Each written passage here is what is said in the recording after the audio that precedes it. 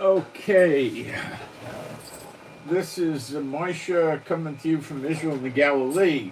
Today we're going to talk about what's going on, and I got to talk over this robot vacuum for a few minutes, so bear with me. The Iranian proposal, Trump rejected it completely, you know. And Iran was attacking, they hit a Korean ship yesterday, damaged it, and they were attacking UAE and maybe some other states. This is being kept down out of the news. They don't want it. But the UAE definitely was being attacked, missiles and probably drones. And quite likely other states like what? Bahrain has been in their sights. They're talking about going after Bahrain, and Bahrain is, I mean, they barely got a police department. They can't do much of anything. So it's getting violent. Every day, and just like the Iranians did the blockade, they're going to grab the internet cables. You watch.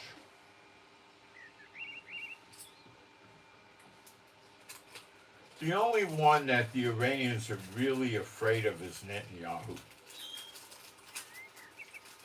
And they know Netanyahu will annihilate them. They know Netanyahu will tolerate getting attacked in Israel, just like they tolerated. And when Netanyahu teams up with Trump, then they're scared bad because Netanyahu motivates Trump. He doesn't really control Trump. That would be a misstatement. But he definitely influences Trump rather substantially.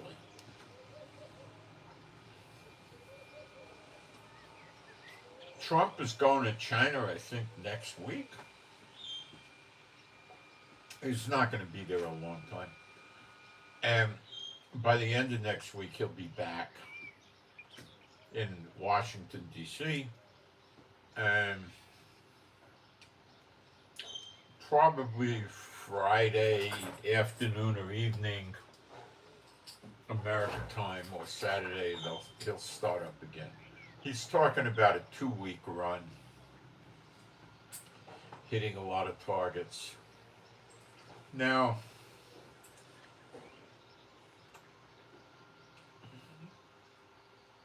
I would expect Iran, when Trump's in China, to grab the internet cables and start saying, now there are internet cables. If you want to use them, you got to pay. They never laid the cables. They don't own the Straits of Hormuz. There's no international law or treaty or anything that's, it's a joke. Did they construct the Straits of Hormuz like the Panama Canal? Well, the reality with the Panama Canal is the first canal, the little one, the Americans basically built it for them. They revised it, I'm sure. And then the second, the newer one, they did. And so, yeah, they're charging tolls. They built the thing. Uh, then you've got the Suez Canal. Egypt built it. You know, and, what did they build? Nothing. They built missile cities that nobody lives in. you know, they're nuts. These are genuine nuts. They're nutbags. Um, their chances of getting away with it is perhaps better just before Trump goes to China, like 2 or 3 days or a day or two. I don't know. Now, let's remember something. when Trump was in his first term, the Xi Ping, I think the character's name is the one that the top dog in China, was over there in Mar-a-Lago visiting Trump, and Trump uh, told him that he just launched 50 missiles at one country. I can't remember if it was Iran or Syria or whatever. Um, and Xi Jinping like turned white, and then he got up and walked out. They were eating dinner. Trump was telling him, "We got a fantastic chocolate." You know, personally, guys, do you really think that Trump eats in McDonald's? Or do you think that maybe Trump goes and has his people buy a McDonald's meal and he sits there in front of the camera, takes a couple of bites, and tells you he's eating McDonald's? Maybe he eats it with the soldiers or something like that. But he's sitting there bragging to Xi Jinping how good his chocolate is. It's special, a chocolate cake or something. Not this was not in the White House. This was his own personal chef. Okay? The White House chef is a civil servant and he stays in the White House. He doesn't go on expeditions with Trump. He certainly doesn't go to Trump's private home. You know, Trump probably has a lot of cooks, you know. But on the other hand, Trump's rather obese. Trump is tall at about 6'2", and when you see pictures of him playing golf, I mean, he's got to be 260 pounds, if not 300.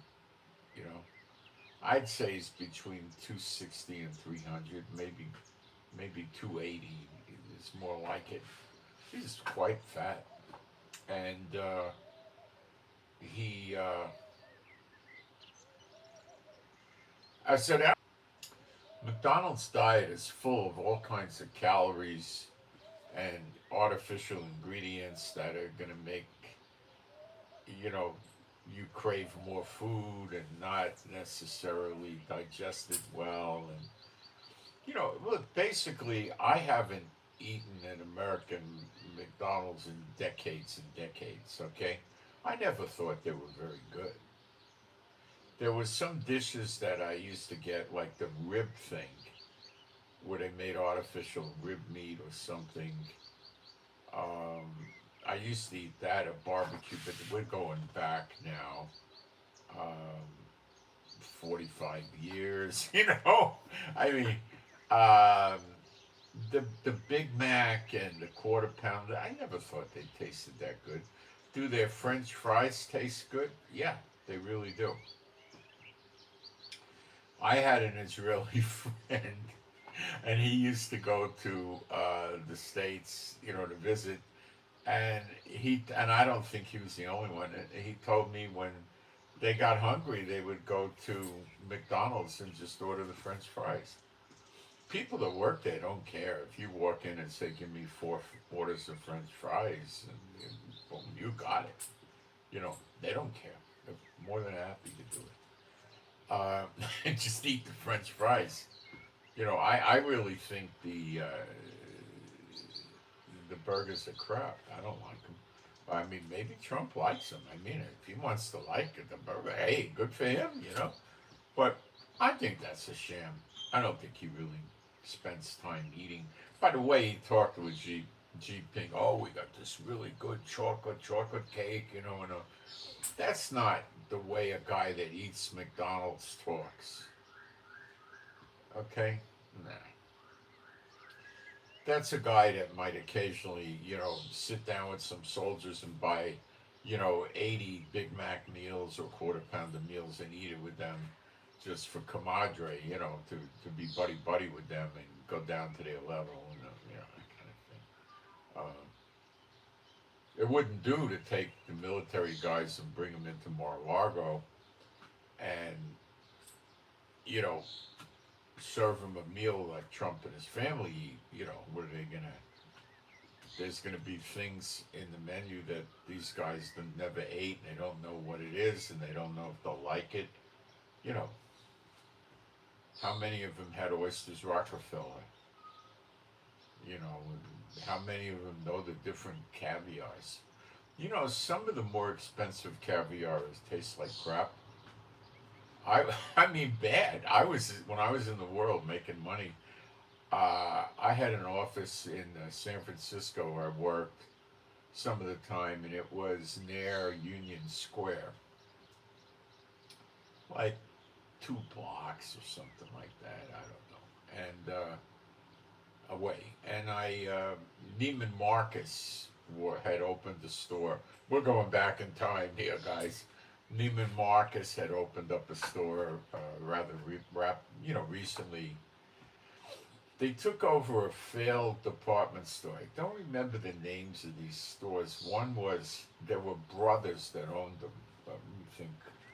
One of them might still be there on the right hand side of the street, facing Market Street. Magden, maybe? And his brother owned another store. I thought it was a good store. They had a lot of nice clothes there. Went out of business. It was across the street. Different market, you know. And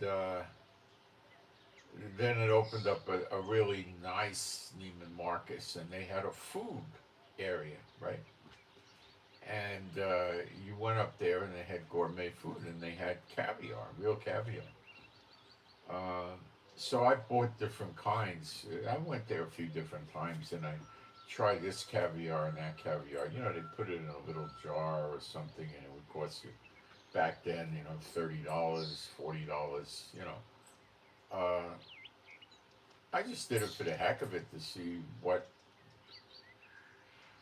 it was, you know, like. You know, I never had it.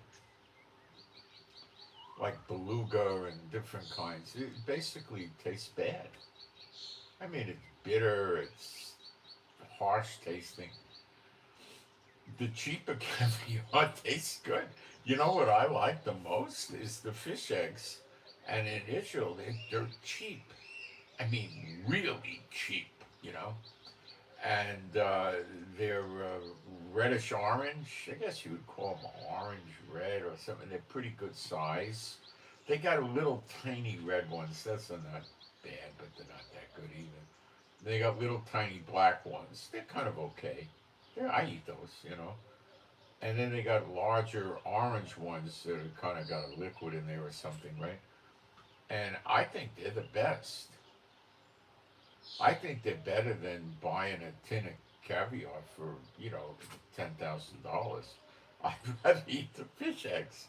Now it might be. I've only tried maybe two or three of the more expensive caviars. I never bought the kind that is $10,000 a tin, and tin is like that, you know, because you know a little jar of that's going to cost you, you know, what, $195. I never did that. But I don't think it's very good, you know. So anyway, back to Trump and his diet. I don't know, but Trump has chefs, and what's mystery to me is you can find chefs that will be able to cook for you in a way where you will not get fat, you lose weight, you'll have lots of energy, and you won't be hungry. How do I know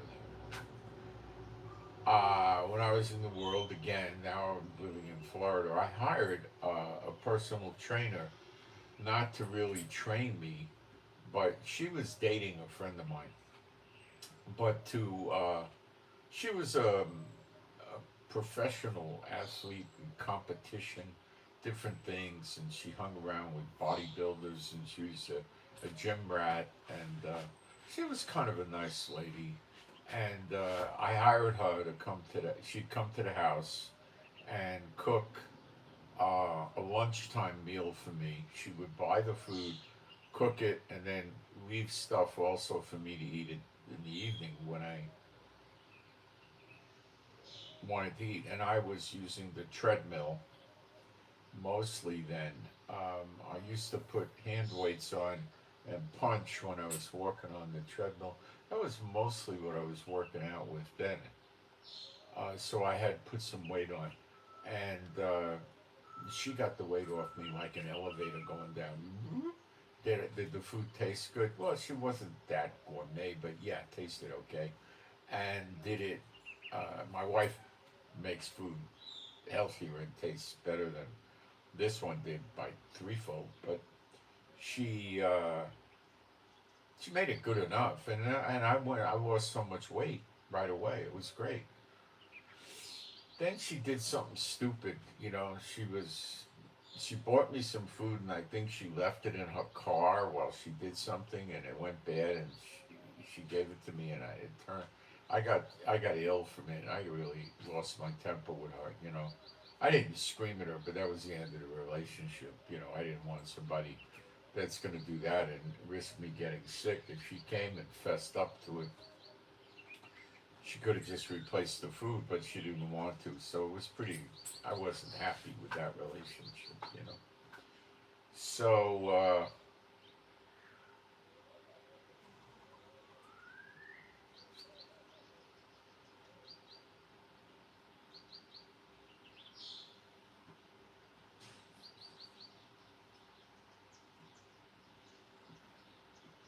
yeah. So I don't know about Trump and the food, but anyway, what it looks like to me, Trump's going to go to China for sure. He's going to try to make things better with Xi Jinping in general. Will he? Yeah. What is he going to try to do with him? I expect try to write a strong contract with him to supply him with oil from Venezuela. Because then Xi Jinping doesn't need Iran. Then Xi Jinping can throw him under the bus, throw Iran under the bus. Does that make sense? Okay. Can Trump do this? Yeah. Yeah. And will he? He'll try. The problem he has is Xi Jinping, not being the village idiot, is going to say, I can't trust Trump for my oil. Uh, he'll start dictating to me, and if I don't oblige, he'll cut me off or raise my prices, or, I can't do that. So I don't think it's going to go anywhere unless somehow, some way, some shape or form, Trump gives a deal to him that takes the form of a treaty, let's say, you know, approved by Congress or something. But see, Trump doesn't have, it's not Trump oil and mineral, it's Venezuela. So, I mean, he's got a heavy influence on that, but I don't know if he can pull it off. But I'll bet that's what he's going after. And he doesn't want to see an Iranian war pop up while he's in China. He wants to go to China, he wants to get a deal, and he wants to take a deal home with him. Now, Xi Jinping may see the writing on the wall and tell Trump, well, we like the deal. Give me some time to discuss it with my ministers. We'll give you a proposal. We'll work it out. We'll solve it. I'm pretty sure we can get together and drag it out for a few weeks to buy Iran more time. That would be Xi Jinping's move.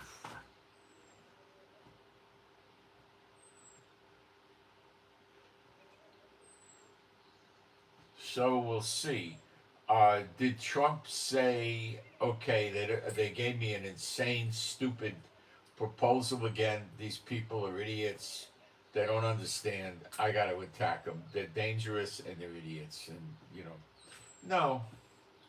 He said they're not going to laugh. They took advantage of America and the nations and this and that. What Trump really needs to light the fuse is other countries joining in. Then he'll go gangbusters, okay? But he's afraid of wearing all the blame if something goes wrong. What could go wrong? Well, uh, 800 or 900 million barrels of oil in the Persian Gulf. You know what that would look like?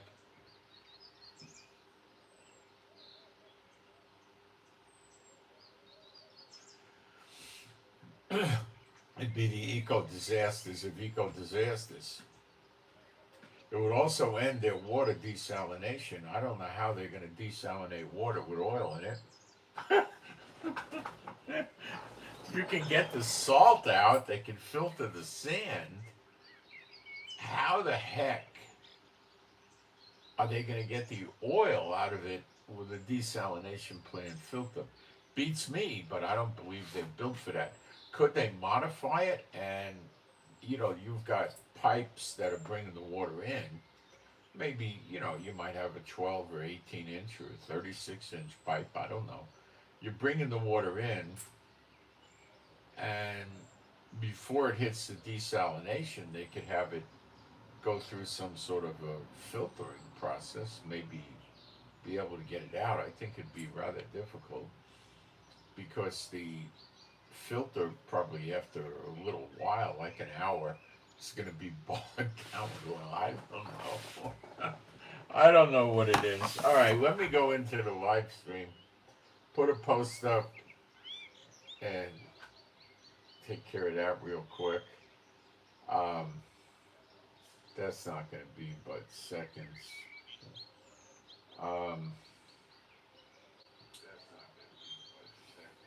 So, I think Trump's going to go to war with them, but I can't tell you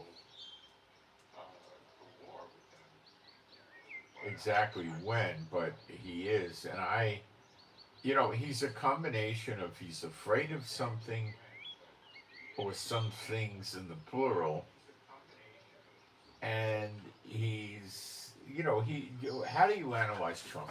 There's two things with Trump: fear and greed. That's it. He's real easy. Anything he does is going to be fear or greed. That's it. Okay, let me get my post cooking. It's going to take seconds, is all.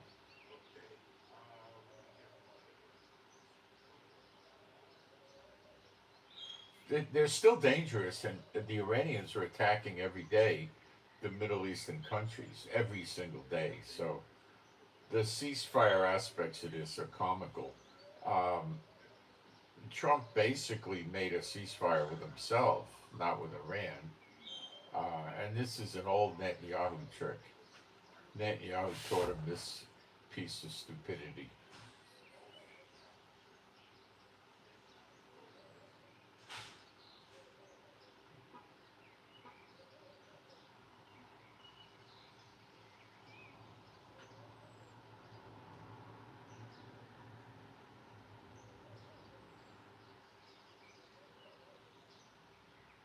All right, let me pin this up.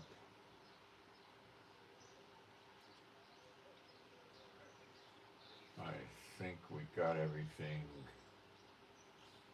set up, and we do.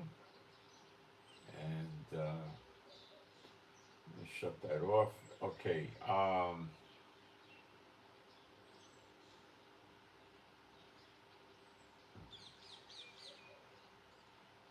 Being a Bible believing site, we're going to do some praise. I have absolutely no control over who joins in or doesn't. There is no God like Jehovah. There is no God like Jehovah. There is no God like Jehovah. There is no God like Jehovah. There is no God like Jehovah. There is no God like Jehovah. There is no God like Jehovah. There is no Messiah like Yeshua. There is no Messiah like Yeshua. There is no Messiah like Yeshua. There is no Messiah like Yeshua. There is no Messiah like Yeshua. There is no Messiah like Yeshua. There is no Messiah like Yeshua. Okay. So I would say in the fairly immediate future will be a war again with Iran. Now, let me reiterate what I did with you guys yesterday. There's 7 internet cables that run in shallowish water by the Straits of Hormuz where Iran has easy steezy access. Okay? Easy. It is mostly affecting Europe, Asia, and the Middle East. It's not affecting North and South America. Okay? You people in Canada, America, Mexico, South America, and Central America, and the Caribbean are not going to really suffer much from this. Your Netflix and your Prime are going to run. Okay? You'll get your Gmail. You'll be able to access your bank account if it's in your own country, which for 99% of you it is. And you'll be able to go to Amazon and eBay and Walmart and order from supermarkets and all that. No problem. Okay? But you're going to, if you start going international on your internet journeys, you're going to run into brick walls.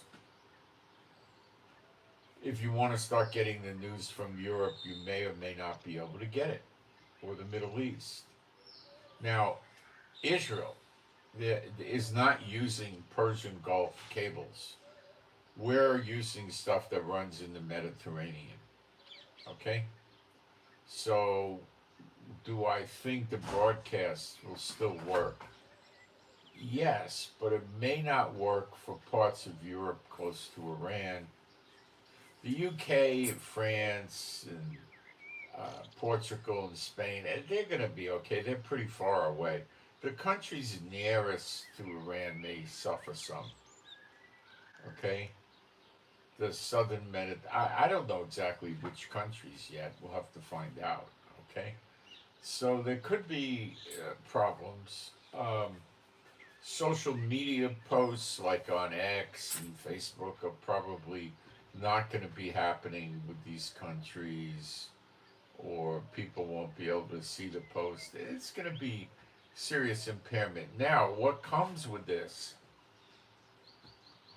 is the Houthis in the Red Sea, for sure, are going to do the same thing with their cables down there, which is 20% of the internet. The Iranian cables is 30. Let's 30 plus 20 equals 50. 50 is the same thing as a half. Oh, so am I saying that if the Houthis join in, which I can't imagine they wouldn't, half of the internet's going to be all controlled by Iran? Yeah. Are the Houthis too stupid to do this? Yeah, but the Iranians can send people over there. That's the case.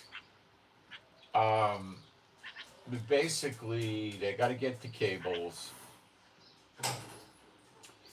and put some sort of physical firewall in there to stop people from getting access to the cables unless Iran wants them to. So if you got a cable, here's a cable and it's the same cable here.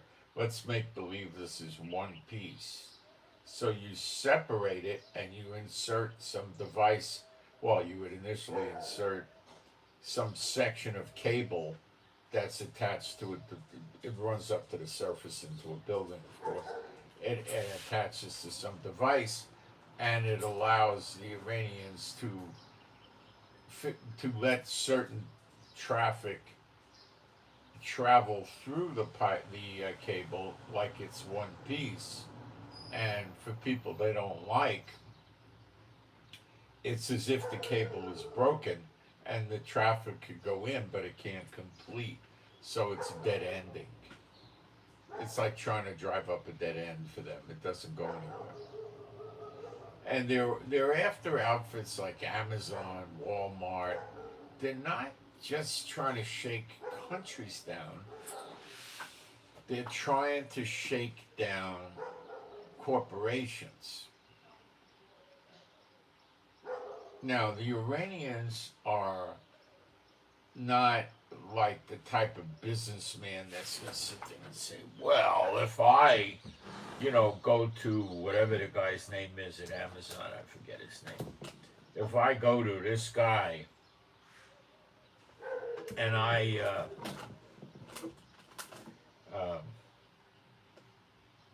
bread's no good. If I go to this guy and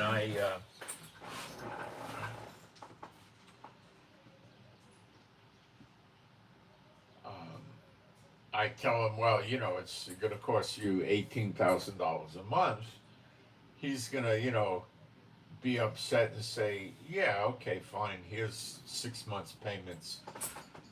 You know, he's not going to care. It's just a harassment. Why bother with it? Here's the 18,000 a month. I'll pay you a year in advance or 2 years. He doesn't care. Okay, but what if they say it's $2 million a month, $24 million a year?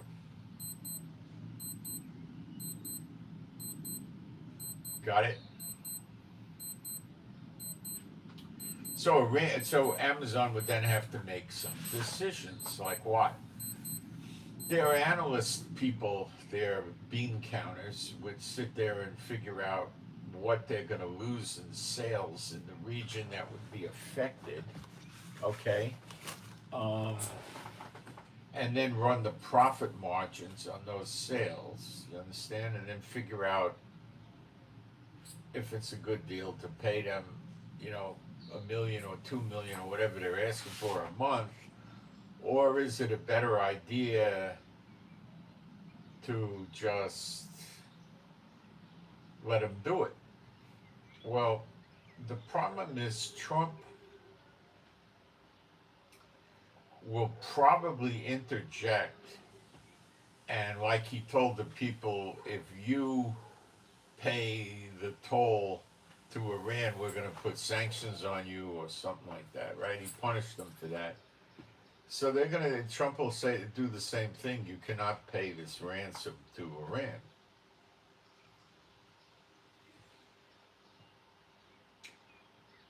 But let me tell you what the statistics are in this. So I'm trying to get you concerned because you people sitting in the big the Western European countries and sitting in Canada and America, you're going to be heavily affected by this on the internet. You are.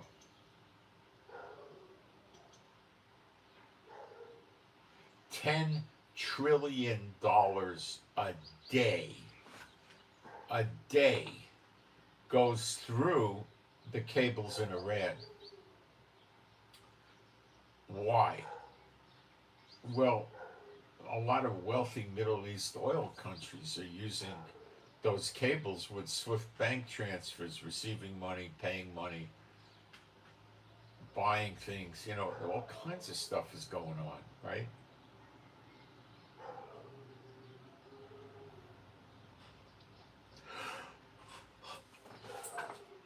How are these oil producing countries in the Middle East going to get paid for their oil if there's no SWIFT system? What are they going to do? Use Bitcoin? Maybe.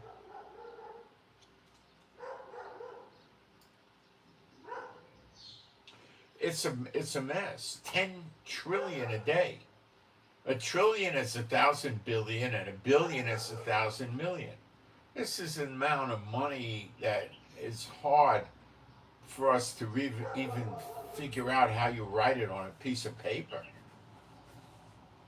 You're going to put 3 more zeros after the billion? So you're at 12 zeros? See, the trading in the stock markets, the futures, the commodities, the bonds, that's going through there. Your ticket tape, so to speak, which is digital now, of course, is going to go through. In the old days, like in the 60s, your ticket tape had rolls of paper, and it put the stuff on there, and it would just come out, and the paper would fall on the floor. You had to subscribe to the service, and every time there was a trade, it would print on the paper. By the 1980s, they had handheld devices that you could charge, and they had batteries, or you could charge them, and they would get the airwaves it would be transmitted to them wirelessly, and you would get all the ticket tape updates, and you were getting it on the internet. Also, they were having that going around, and stuff like that.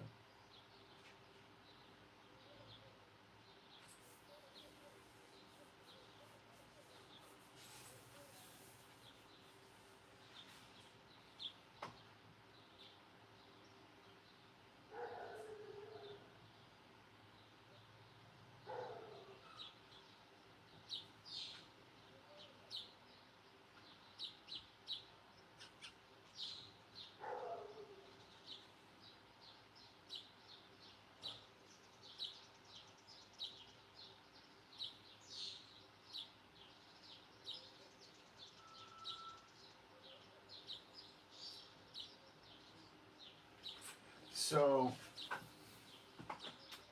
this $10 trillion a day is stopping. You know the impact on the markets? Now, what if the Houthis join in, which I would give that a 95% chance, if not 100%. And now you got another 20%, so your 10 trillion will go to 15, or probably more like 16 to 17 trillion dollars a day, or at least 15. And it's going to affect more countries, like in Africa.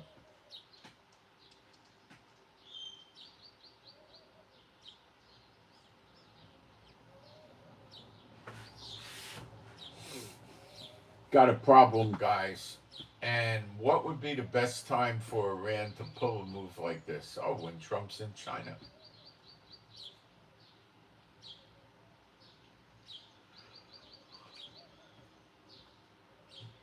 What's that going to do to oil prices? Not that much. A little effect. It'll push it up. Not much. What will it do to gold and silver? It'll push that up much. See, this is a prime reason why you should not have Bitcoin or Ethereum or any digital currency. It is worthless if you don't have internet. If the internet goes, does your gold and silver fall apart? Of course not. It goes up.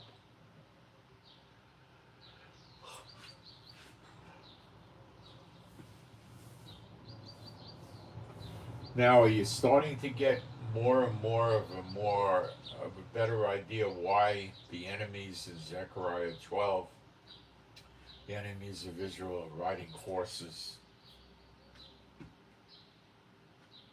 not F-16s? Are you getting this a little better, maybe? Okay. Is Iran afraid to do this? They're not afraid of anything.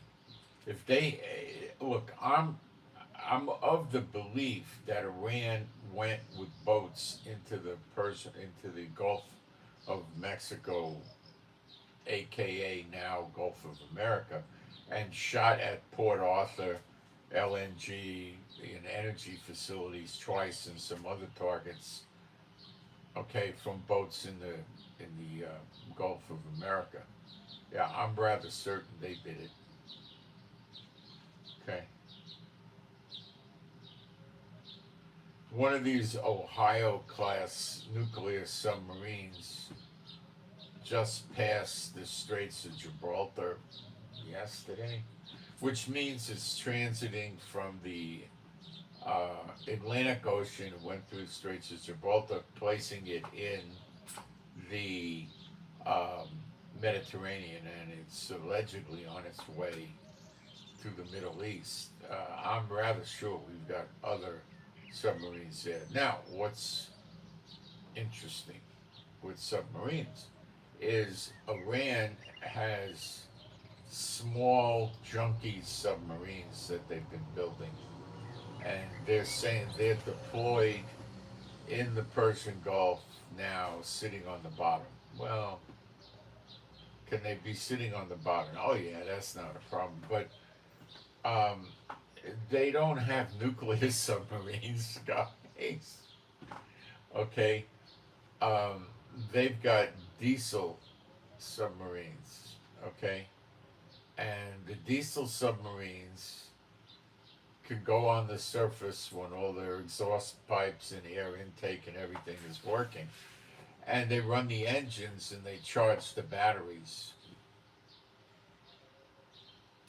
Then when the battery's on full charge, they can dive. Now, when you read in the Middle East about submarines diving, you might get confused because they use the term sink, S-I-N-K, and they say that the submarine can sink, hold on, to a depth of whatever they want to tell you it's going to go down to. I don't know how far these small baby submarines that Iran has can descend, but I would think that, going down 300 feet would be within their guidelines. I don't think they're going to have trouble, going down to that kind of a depth. I think if they're trying to go down to, 900 feet, no, they don't have anything like that. World War II submarines were going down even 3 to 400 feet. 300 nothing. So they got that kind of technology. Do they really have serious technology? Nah. And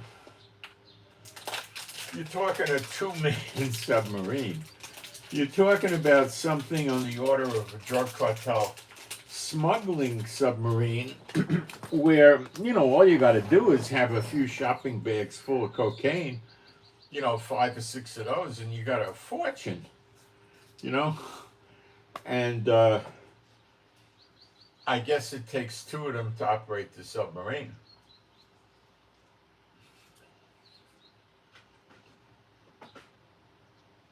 What are they going to do with these submarines? They shoot torpedoes. Okay?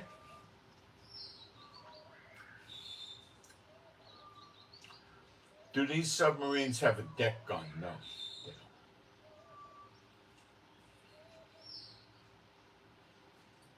They shoot torpedoes. And can they damage civilian vessels with their torpedoes? Oh, yes. What if they hit a U.S. destroyer?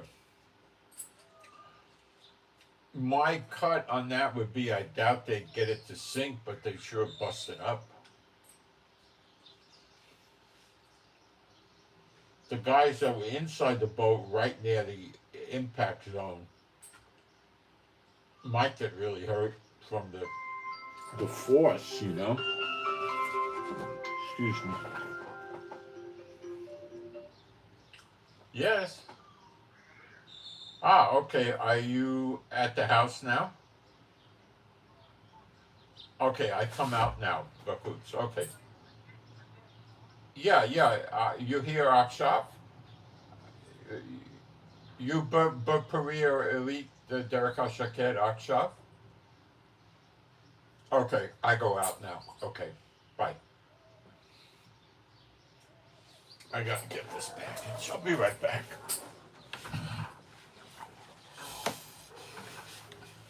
And this is not the end of this so-called Iranian Navy. They got their go-fast boats.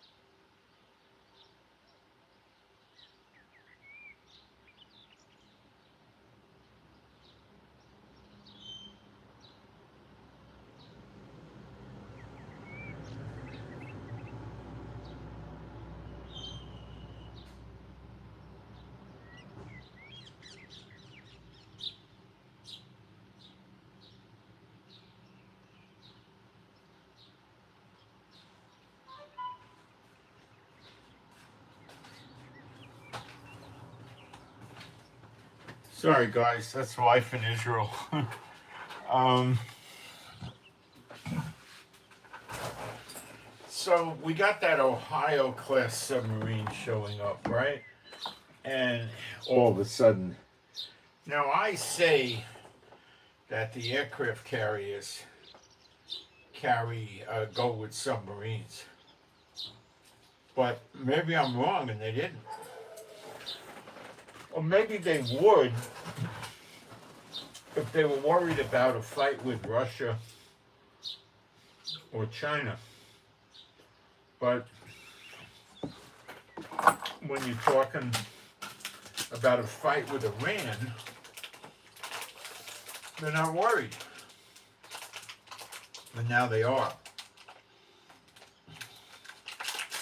So he's bringing this Ohio class submarine into the Middle East to combat the Iranian small mini submarine threat.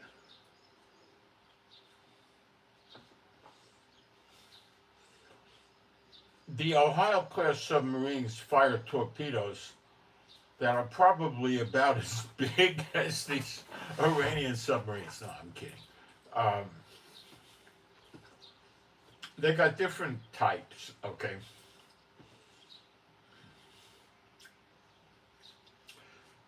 They also had, I don't know if Trump took them out, a couple, maybe 2 or 3 large submarines. I don't know if they're still functioning. The Iranians took 130 plus go-fast boats the other day. And they have them buried in, well, not, let's use a better word, hidden in coves on their coastline in small groups. The reason they're doing this is so they can't get hit by American aircraft, or not easily.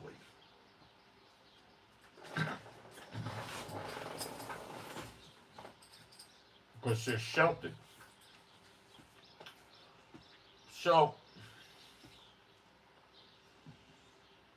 these go-fast boats assembled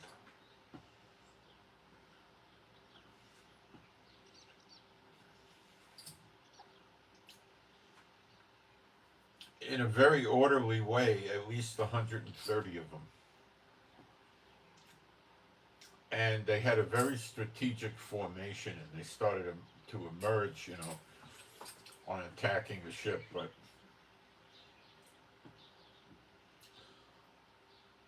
I don't think an attack actually took place. Now,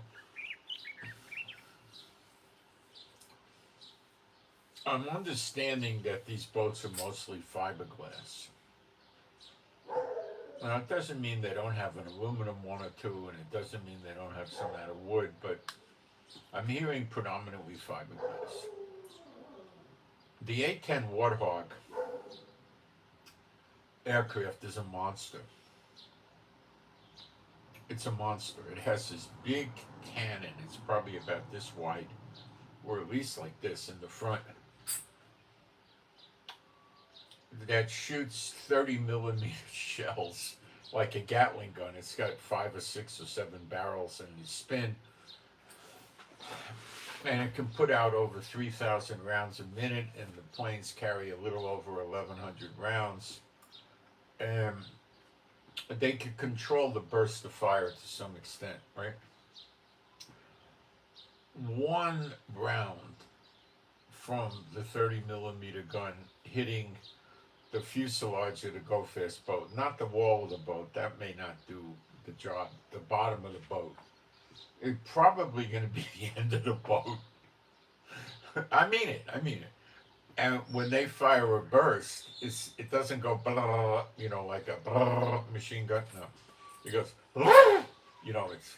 So a little tiny burst is going to be 9 or 10 shells. So, and it's computer controlled and all that. It's deadly accurate.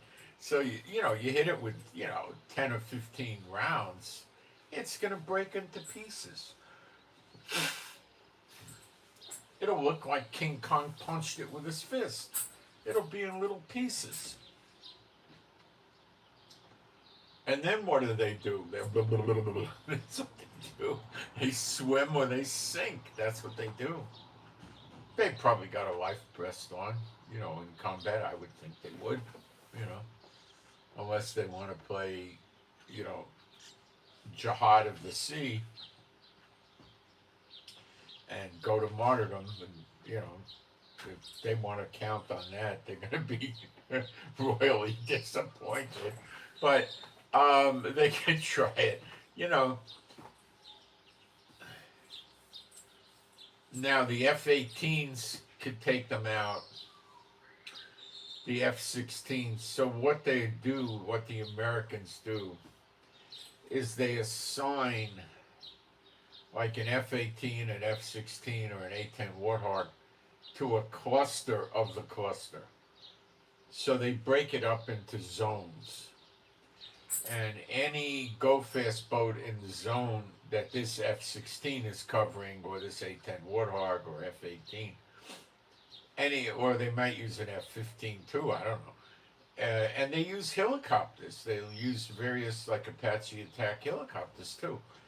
When any of the boats are in this zone, they will destroy the boats. Now, these helicopters and fighter jets are capable, one of them is easily able to take on a dozen or more of these boats. You see, the boat can't do anything to them in the air. Okay? With slight exceptions. I'll explain. A lot of the boats have a gun on it. They don't have a 20 millimeter, they have a 23 millimeter, and they got, 25-ish millimeter. They got different heavy guns on the boat. Iran can make a gun, And even a 50 cal, okay? And there's a guy, they bolted into the boat, and a guy, an operator, stands there, has two metal plates on either side to deflect incoming bullets, let's say, which is probably not going to do any good if a 30 caliber round from a 30 millimeter round from a Warthog comes. It'd probably hit the plate so hard it would knock the gun out of the mounting. But they can level it out and aim at the plane. So the plane has to be a little careful. Not a lot careful, but a little careful, because there's somebody trying to get them with a machine gun. So the plane's not going to have to get very close. That 30 millimeter got to have a range of at least 5 miles. And their guns probably don't have a range like that, especially the Warthog is shooting down, okay, not shooting up. The boat is shooting up, so it's fighting gravity. Understand? So it not only has to cover distance, it has to cover altitude, which is distance. But the Warthog is shooting down. That's easy for the gun. It increases the range, actually, I would guess. But then you got gravitational pull also, so maybe not. But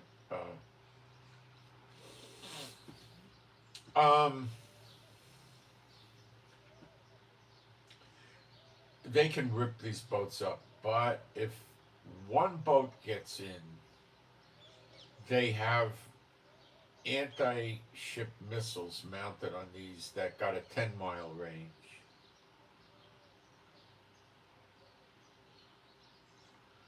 So if they get in 8 or 9 miles and they start launching anti-ship missiles in mass, like a swarm, let's say a dozen of those come at the same time, they could be overwhelming the defense systems of whoever they're going after, or destroyers.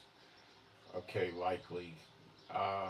In addition, they could form a coordinated attack, maybe, with drones and missiles. Maybe. Okay?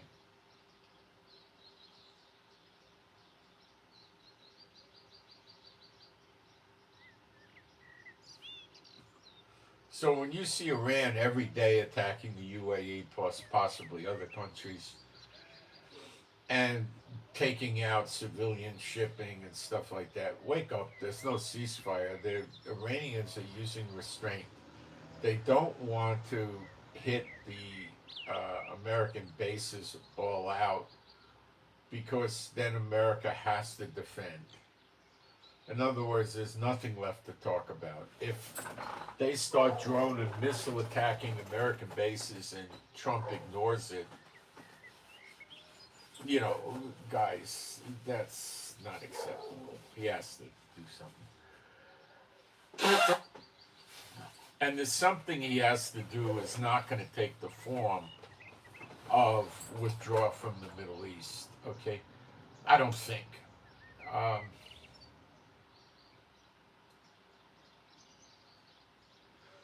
So they're staying away from that, but that's the only thing they're staying away from. They're trying to hit his ships, Trump's ships, and they're trying to hit the other countries, um, and they're not hitting Israel because they know when they hit Israel, if they're lucky, Netanyahu will send 40 jets.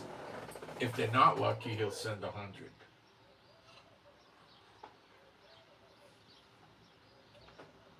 If you're counting on, let's say, an average of 4 regular bombs on a jet, and he sends 100, you got 400 bombs hitting Iran, and probably out of the 400, 350 are going to cause serious damage of whatever they were going after.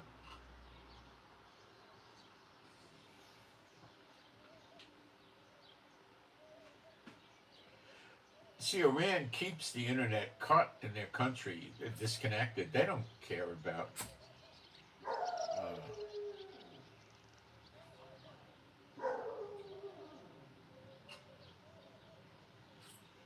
they don't care about their people getting the internet. They don't care.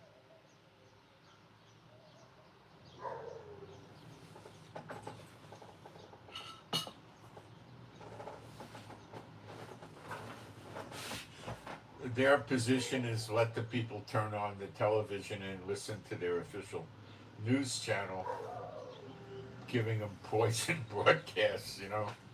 Well, today we killed 11,000 American sailors, combined with the attack last week where we killed 43,000 soldiers. Whatever they want to tell the people, they'll tell the people. Washington, D.C. is burning right now. The fire departments are overwhelmed. They're coming from other states to try to put the fires out in Washington, D.C. It's all in flames. The Empire State Building was knocked over. The Statue of Liberty's in the bottom of the ocean.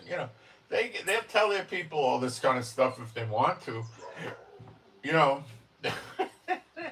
that's the kind of people they are. They're idiots. Interesting now, they may be making a division because the Iranians are not Arabs. I told you this. They're Iranians, Persians. They call themselves, right? They're not Arabs. They don't speak Arabic. They speak Farsi, their own language. They have a somewhat different culture, not radically, but different. They do follow the Mohammedanism along with a lot of Arabs, but that's they're still different, and that might be why they're attacking the Middle East oil countries because they're Arabs. I don't know. It's definitely a case of brother fighting brother, and what you should glean from that is we're in the period of recompenses, and God's using them to kill each other.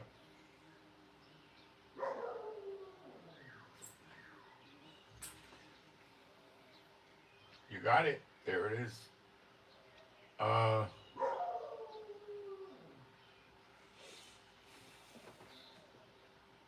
so I don't know what else Trump is waiting to bring in to the area.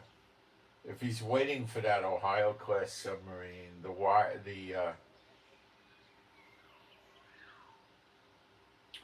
see what he has to do then is send the submarine over to Egypt and then drop down to the Red Sea and then come over into the beginning of the Indian Ocean, Sea of Oman, and hook up with the aircraft carriers over there, and they could probably arrange to the aircraft carrier could send a boat to pick the captain up off the submarine and bring him over for dinner on one of the carriers, and they can figure out what they're going to do.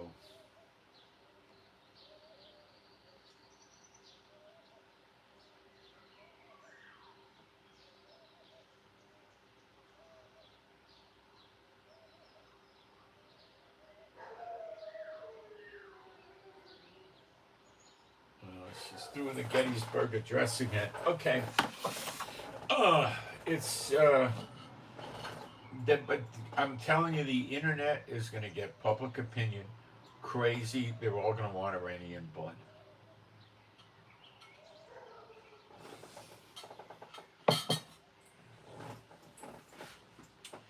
The oil problem was too abstract for them. Oil today was 94, 95 on the WTI, the American oil, so to speak, and about 101 on the European, the Brent.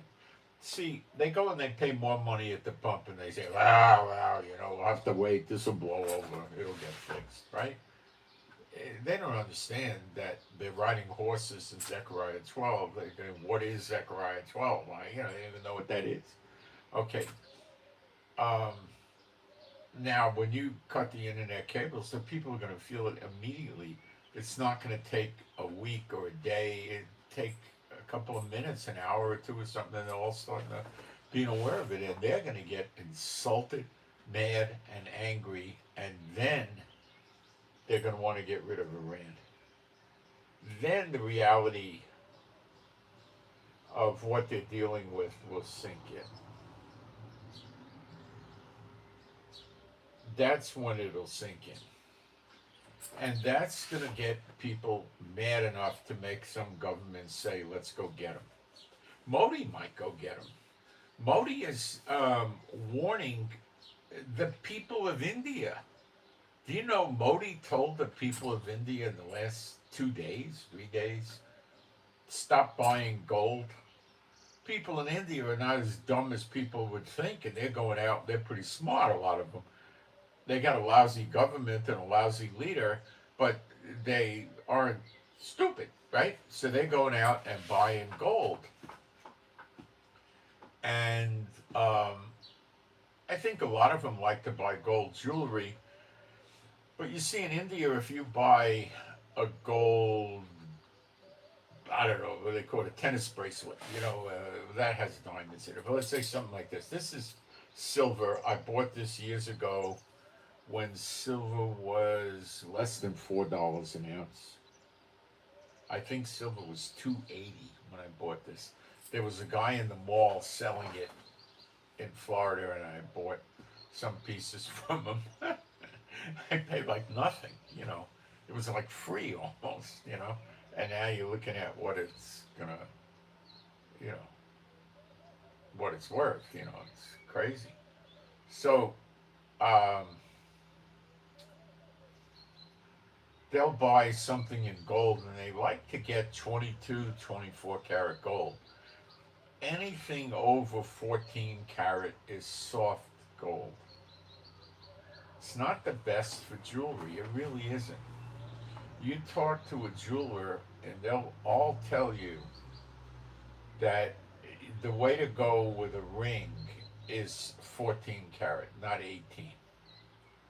Okay, when gold was cheap, when it was 220, 250, I was in the world, and I had some jewelry done, and I asked jewelers, well, what about doing it in 18 karat? And they'll do it if you want it, but they tell you it's a really, really bad idea because it's soft and it'll go out of shape and stuff like that. So your longevity with 14 karat could be double what you're going to get with 18 karat, okay? 10 karat is better yet, but 10 karat doesn't really look like gold that much. It's got too little gold in it. 10 carat is what they used to make college rings and high school rings out of. They're harder, it's hard as a rock, but it doesn't look that much like gold. Okay. Um, Now, in other countries, they'll get jewelry not only in 18 karat, they like to get 22, and it's beautiful looking. You'll see the Chinese people will get a imperial jade. That's a beautiful colored jade. It's got like a green color with cream in it, like white cream, and they're kind of diluting it, so if you could imagine that. And it makes a really good color. And of course, they rate the Imperial Jade all different ways, and you can get a little one, the size of your fingernail, uh, maybe an eighth of an inch thick piece, and uh, it could be $300,000-400,000, which is stupid. I mean, real stupid. Now they're starting to make artificial jade. It's not abundant yet, but it's been going on for about a year. So pretty soon it's gonna get more widespread, and that's gonna ruin the market for them. Good for them. It's an overinflated market by far.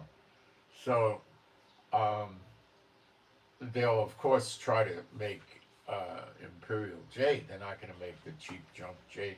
I mean, you could go buy a chess set made out of jade with all the pieces of heavy solid jade, and it's gonna, I don't know what it would cost you. Maybe today $1,000 or something. I don't know. It wouldn't be very expensive. You got pounds of jade, and then if you want a little sliver of their imperial jade, you could spend the price of a house on it. But anyway, there's in between. You could probably get yourself a piece of jade that looks pretty cool for $3,000 or $4,000 and put it in a 22 karat ring. And those rings look so yellow and gold. They really look good, you know. They really do. And then a lot of people get platinum rings, which if you get the right jeweler, he could shine your platinum up for you and get it really shiny. And you know, but then it's going to look sort of like white gold, but it's not. It's darker. But you know, white gold they got. But you see, in a lot of other countries like China and I think India, they're not too interested in buying gold that looks like sterling silver. They want gold to look like gold, so they get the very high count, like 22 karat, stuff like that. So he told them to stop buying the gold because it's money going out of the country, and he's telling them to conserve their petrol and their gasoline and all of this stuff. So he's getting very worried about the oil in the Persian Gulf. He's getting really upset. So would Modi go to war against Iran? I think because I'm realizing he is upset. And if a lot of nations were going in and they leaned on Modi to join in, then Modi would send a few warships over there, maybe even an aircraft carrier, and get involved. I think he would. He's bloodthirsty. I don't think he cares about murdering people. He'd be getting into it. Um, okay.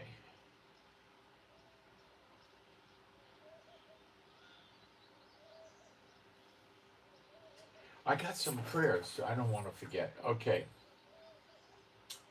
WH Whiskey Hotel. WH Whiskey Hotel. Let's pray for peace, calm, rest, and healing. WH Whiskey Hotel. Pray for. I'll pray. You can agree. My Heavenly Father, Jehovah, B'Shem Yeshua HaMashiach, I pray for WH Whiskey Hotel. I pray for peace, calm, rest, and healing for WH B'Shem Yeshua HaMashiach. And as a believer, if you are a believer, you can agree with that. And it becomes stronger, I'd say. Next is MB, Mike Bravo. MB, Mike Bravo. I'll pray you can agree. My Heavenly Father Jehovah, I pray for MB who's in the hospital. I pray for continued healing, deeper healing, pain relief, and peace and joy for MB. B'Shem Yeshua HaMashiach, and as a believer, you can agree. It's a serious thing. We prayed for MB, and there was noticeable, significant improvement. So we'll keep the prayers going for MB. Next is EB, Echo Bravo. EB, Echo Bravo. I'll pray, and you can agree with this if you like. My Heavenly Father Jehovah, I pray for EB, B'Shem Yeshua HaMashiach. I pray for a traveler's prayer. For a good journey, no trouble with the vehicle, no breakdowns, no accidents, no mishaps, nothing getting stolen, lost, forgotten, robbed, uh, no nasty driver encounters on the road, or no accidents or tickets or breakdowns or getting stuck or stranded. And I pray this to you, my Heavenly Father, B'Shem Yeshua HaMashiach, and you can agree with that as well, B'Shem Yeshua HaMashiach. I also add in, my Heavenly Father, if EB needs a hotel, that a good hotel at a fair price that's quiet and clean is encountered and used, B'Shem Yeshua HaMashiach, and you can agree with that also. I'm not so sure that this is a hotel trip. I think it's, oh yeah, there'll be a hotel at the destination. Yeah, it would be. Okay. Um,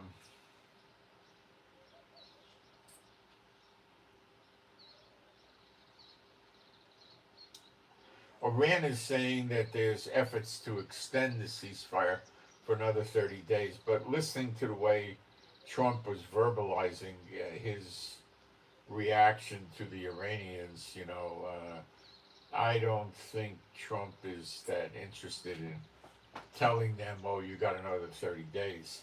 He's got a ceasefire with them now that he could revoke whenever he wants to, basically.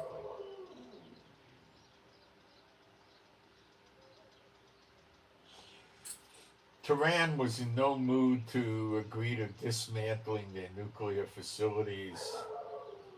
Um, and they're not especially interested in giving up their, you know, uh, uranium that they already have. It's not working.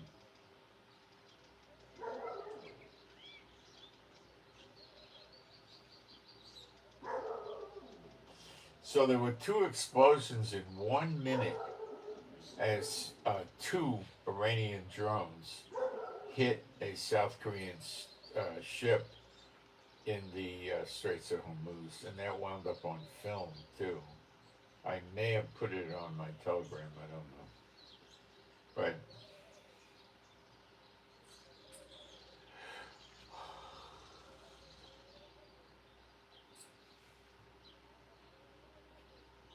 if the war breaks out between Iran and America before the Trump trip to China, Trump might cancel.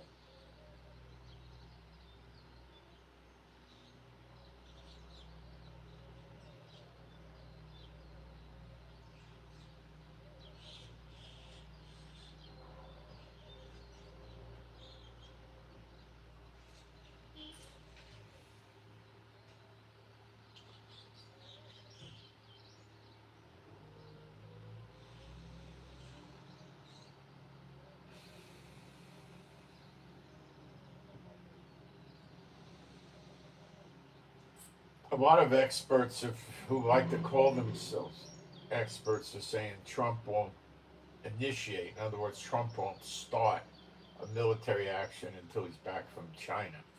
And I would have to concur that that's probably correct. However, that leaves the door open for the Iranians to initiate military action. And then Trump would have to respond, even though he might still be in China.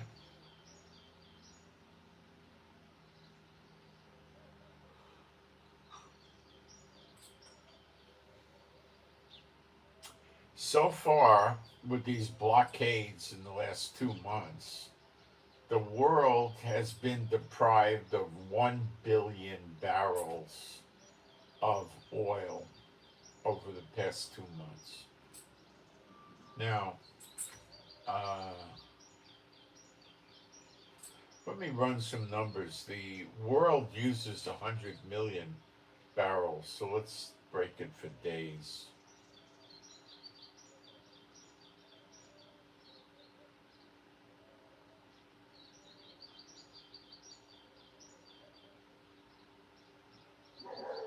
Okay, I got 1 billion, and we'll divide it by 100 million.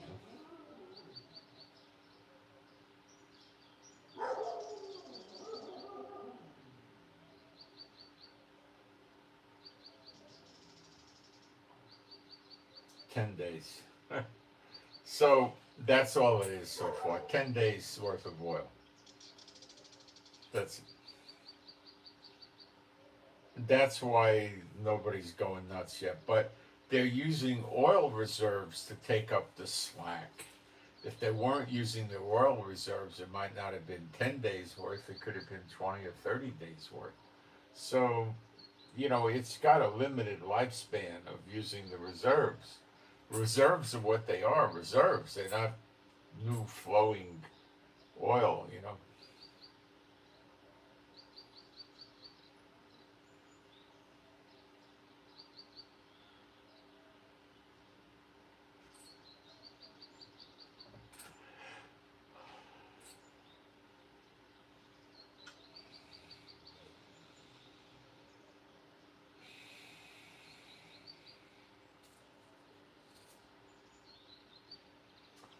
So the Iranian national security spokesman named Ibrahim Rezael.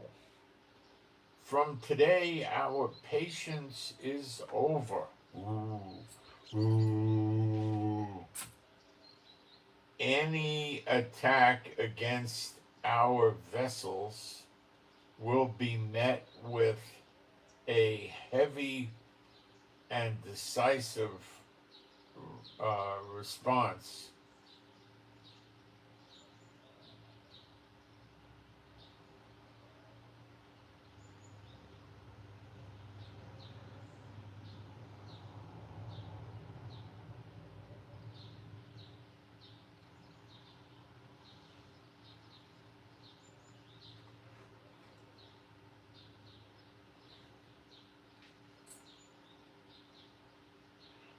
Time is passing to the detriment of the Americans. This is the same character from Iran. And it is in their interest not to sink deeper into the swamp they have fallen into through their foolishness. The best path, listen hard, the best path is to surrender and giving concessions. You must get used to the new regional order.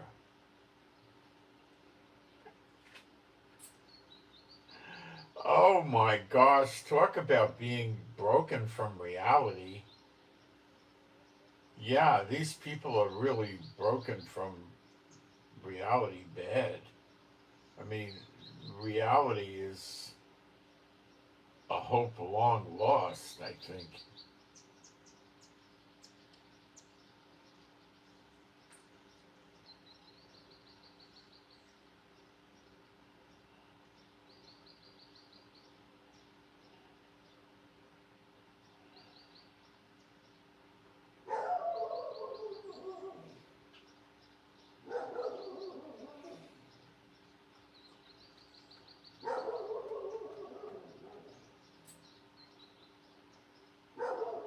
I don't know why Iran's using terms like swamps.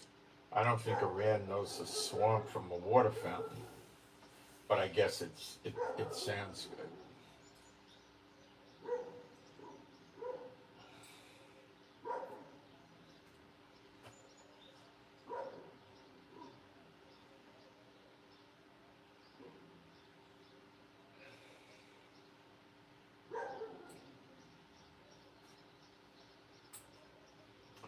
Trump shared an interview on Fox News with Mark Lewis in which he said there is no avoiding another round of fighting with.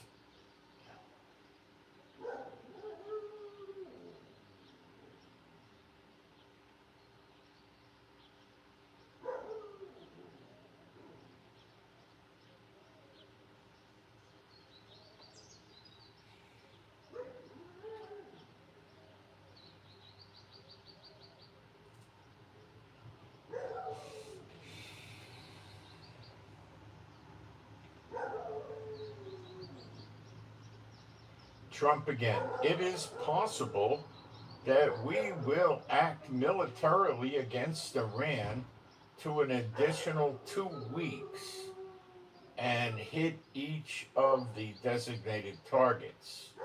We have additional targets in Iran, I guess meaning from the previous attack waves, and it is very likely that we will attack them.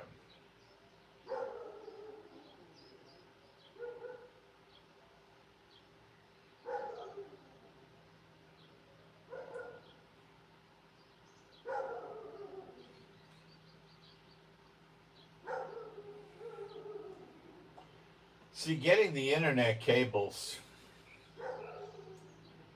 you got to understand the irony of this or the beauty of this, okay? How does Saudi Arabia get paid? They're still pushing oil out. How did they get paid? Bitcoin? I don't think Saudi Arabia's a big fan of Bitcoin. No. All right. No, no, no, no. All right. Commander of the Iranian Army Naval Force, their Mosquito fleet, the go-fast boats and the mini submarines like drug dealers use. Iranian submarines are deploying for action and positioning themselves on the seabed, that's the bottom, known as the Gulf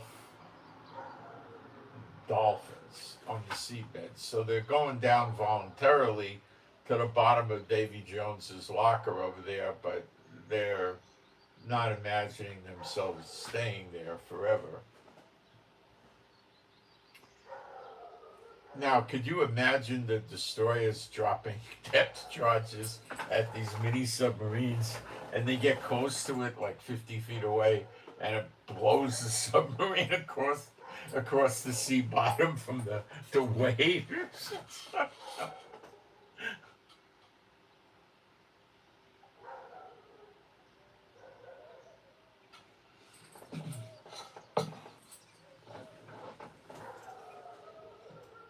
You see the two guys in the submarines, they got two guys operating it. A little bigger mini submarine probably got six.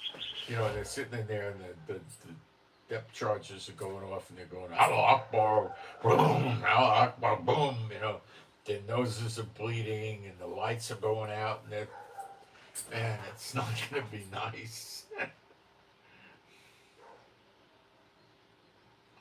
And if there's a break, the water comes in very fast and with pressure usually, and it's a quick death. It'd be unconscious pretty fast. And, yeah.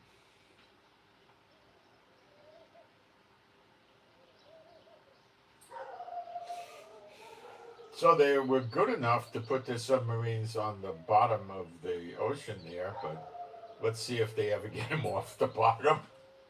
Oh. They were conducting tactical exercises during the war and return to the depths of the sea to continue their mission. Guys, they're diesel submarines. Maybe. Look, the Israeli submarines can stay down, I think, up to 5 days. But we get our submarines from Germany that are very advanced, and we probably modify them. And we could stay down maybe 5 days, but this is, a submarine that's carrying, 60, 70 people on the crew.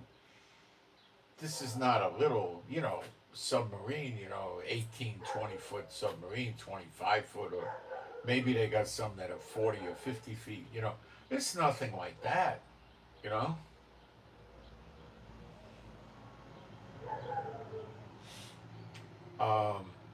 I would say their submarines at best get 36 hours before they got to surface. But what they can do is it's called snorkeling. Okay? I'll explain how it works. Usually you're within 40 feet of the surface. With a mini submarine, they're probably within 12 or 15 feet. Because they're not going to have as big of a periscope situation as a real, billion-dollar submarine would have. Okay, so they get near the surface and then they put their exhaust tube, let's call it an exhaust pipe, okay, above out of the water, up in the atmosphere, right? And then the submarines running on diesel because their batteries don't have a charge, so they go up near the surface. And the engines are sealed, so to speak, so the fumes go in an exhaust, like in a car, and then they go out a pipe up in the surface, so they can get the spent diesel fumes out in the surface, right? And that's good, okay? Then they have to have another pipe for the motor that's sucking in air for the engine, okay? Or it's possibly sucking in air for the engine room. And then they got another pipe or something that's sucking air in to be circulated through the duct system in the ship to every part of the ship, okay? So they're sitting there slightly under the surface where they're not seen, and they're running their generator. They're running their generator by running the diesel engine, actually, and they're charging their batteries, which probably takes a few hours. Then when their battery is fully charged, they can dive again. Meanwhile, the ship is rather pleasantly aired out with fresh air. And they could go down and dive again and stay down there for a while. Now, even at 40 feet in clear water, like in the Caribbean, really clear water, an airplane could see the submarine that far down.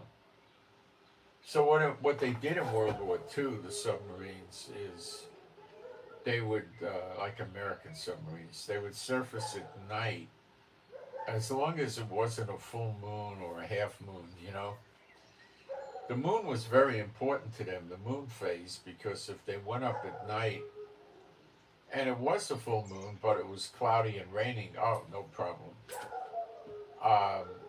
If they went up at night and it wasn't raining, just cloudy, no problem. But if it was a clear night and it had a full moon, it was rather dangerous for a submarine to go up there and surface and float around for a few hours while they charged their batteries up. They didn't like that. But they would do it because they're out of, they could be 1,800 miles offshore, and how many planes are likely to fly by and spot them, even though it is a full moon? But if they do spot them, the crew on the submarine are going to be in the crow's nest with binoculars looking and listening, so they'll hear the plane and then they can focus on where it is, and they may never be able to decide if it's a British plane, a French plane, Australian, American, Canadian, German, Italy, they don't know. So if they could recognize the plane for sure, they still had a chance that the American plane, let's say, might think it's a German submarine and attack it. So they'd probably yell, dive, dive, and all the few people that are out on the deck, which would probably be no more than 6 or 7, would start jumping down the hatch, and then while the submarine's beginning to get ready to dive, and then boom, it goes underwater. And it would be rather difficult for the plane, if it was a bomber, to first they have to see the submarine before the submarine dives. Then they got to decide they're going to attack that submarine, where they're going to try to identify the submarine to see what the heck they got there. They got an Italian and a German, a Japanese. What is it? Um, so if it's an Axis aircraft, he's going to try to make sure it's not an Axis uh, submarine. So then uh, by then the submarine is descending, and by the time he decides to do his bomb run, the submarine is likely below the surface, and he's moving at a high rate of speed. He's going to quickly lose track of where that submarine went down, and it's the end of the battle. There's nothing left.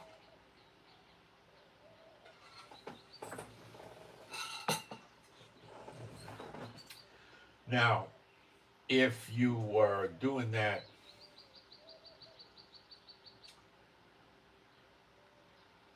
um, on a cloudy night or when there's no full moon, it'd be rather safe. The planes could fly right over you, and it's dark; they'd never see you. You know, the pilots, the crew on the top of the deck, they would probably smoke.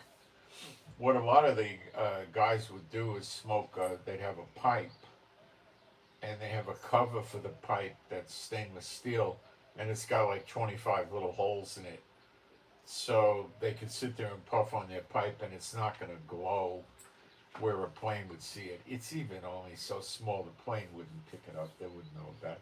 So they would smoke cigarettes up on the top and stuff like that. They wouldn't. You, planes flying at 3,000 feet. It's not going to see a little cigarette. They're not going to get it.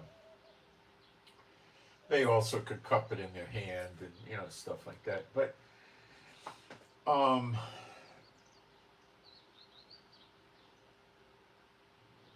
but today that stuff is not going to work well. Why? Well, the aircraft that's hunting submarines is going to be able to look for heat too. They're going to have sensors in the planes that detect heat with their binoculars, whatever they're using to look, and they'll get the heat signature. So even if the submarine's painted black, running in a dark night, it's going to have heat. Okay, because they're not running the batteries on the surface. That's the joke. They don't want to do that. They want to save the batteries for diving. So when these, even if the submarine is snorkeling at 40 feet in clear water in the daytime, with the sun out, a plane can see the submarine 40 feet down in clear water like the Caribbean, really good water. If you're in the Mediterranean, which is not as murky as the Atlantic, but murky enough, it would have to be a heck of a clear day, and I don't even know if they'd see it then. I don't think so. Maybe at 15 feet they would. They'd probably just see a dark thing, though. They wouldn't know what it was. They might not get the ship with the right outlines. It's not. I don't know the color of the Persian Gulf, and I don't know. But they got to be careful. So maybe they want this Ohio class submarine there to hunt the mini submarines.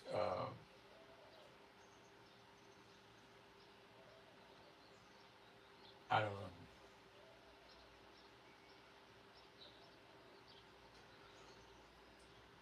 Iran is getting to the end of the line with their trick bag on water. They got these few submarines. They don't have a lot of them. If they had 7 or 8, it would be, a lot. I don't think they have that many. Maybe they do, but how many of them are really operational? That kind of thing. Um, and they got their go fast boats. Once when they're going to send like they did 130 plus go fast. They're going to do that again. It's the only way the go fast boat wins is to overwhelm an American or other countries' sophisticated stealth destroyers or their aircraft carriers. It's not an easy thing to do. Um,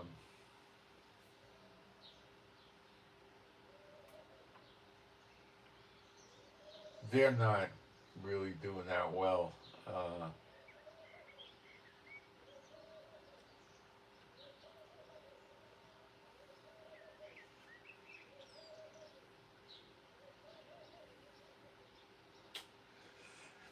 So this is going to be a new phase, and I have a feeling it's going to be short-lived. And I am really getting a strong feeling that when Trump is on his way to China, or he's maybe the day before China or the day of the China visit, or something like that, they're going to go to work and light up the war. Why? They figure they got 2, 3 days of free shots before Trump comes back and retaliates. But the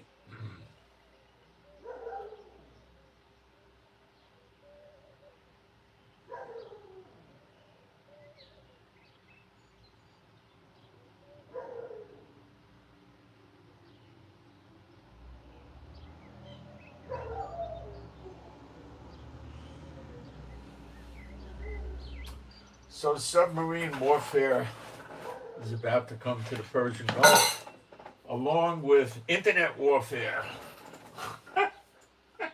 and surface naval warfare and missile and drone warfare. And Trump's going to keep telling us we're in a ceasefire.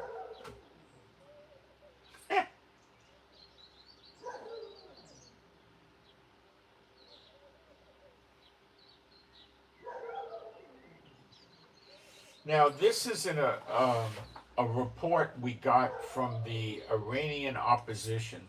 These are what's called the protesters that hate Iran and want to get rid of these mullahs, okay? They want to live free. What they're saying on their websites is that weapons and trucks of weapons are arriving from Russia and moving along the route between the Caspian Sea and Iran, into Iran. So Russia is bringing weapons on trucks into Iran. And I'm rather certain the Americans were aware of it. And Trump is not able to control Russia.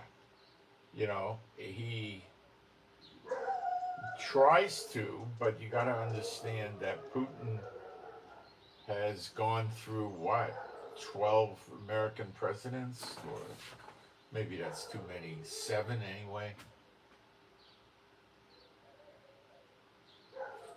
8, something like that, 9 maybe, I don't know, quite a few, and Putin's still there, so he's not going to fall prey to Trump's songs and dances that, he's going to give. But they tried to scare us all these years about how tough Iran is and Russia is, and Russia can't even handle Ukraine. So how tough is it? Not very tough. So we got led astray on that one. And it might be the same thing with China. China's could be just another paper tiger, Okay, there's a lot of fear going on about the Hantavirus. I did the research. Let me explain Hantavirus to you, okay? The way you get it is from dust that's been exposed to infected rats' droppings or urine, and you breathe it in the form of dust. So the ship that I told you was an expedition ship traveling around Africa is not a real cruise ship. It would hold 100 to 300 people, and they probably have very poor health standards on that ship, okay? And they must have had rats on the ship, okay?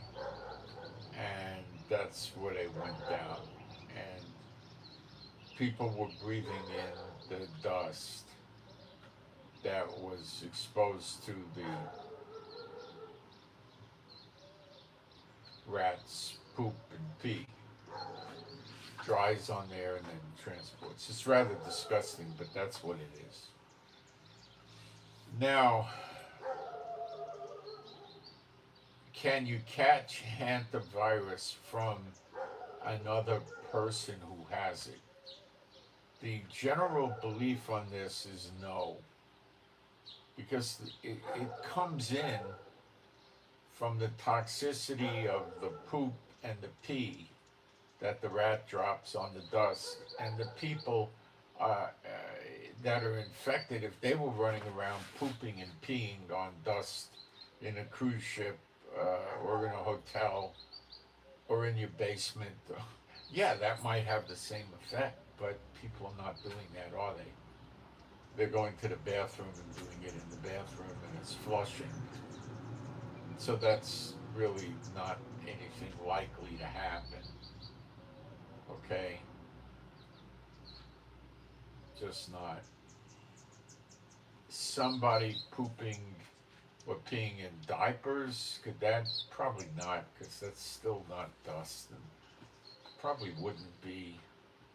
But I imagine healthcare workers would wear a mask if they were in the hospital changing diapers on somebody that got sick. Now, we need to talk about two kinds of hantavirus, okay?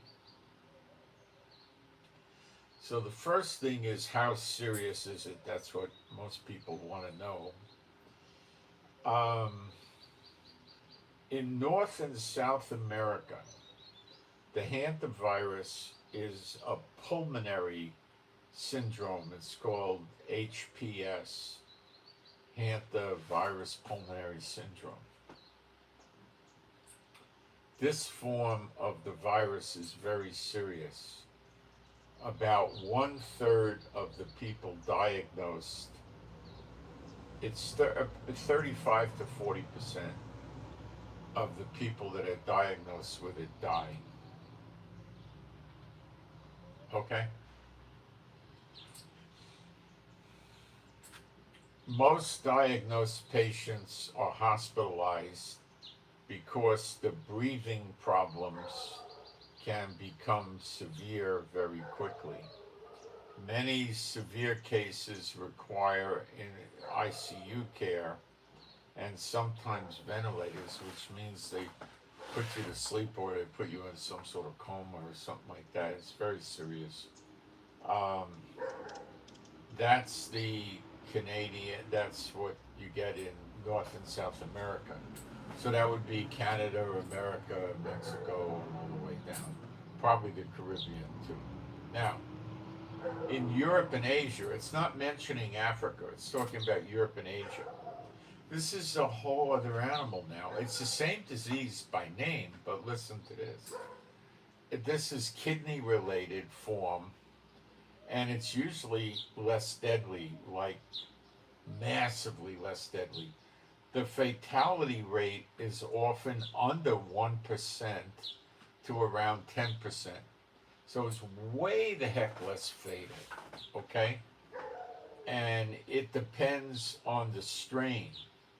Hospitalization is still common for moderate or severe cases because patients may need IV fluids, monitoring, or kidney support.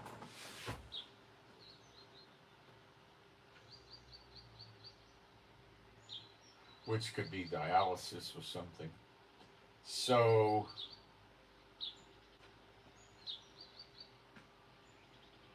this is not anywhere near as bad. They're not putting them on respirators. So we would need to know on the ships what kind of Hantavirus was it.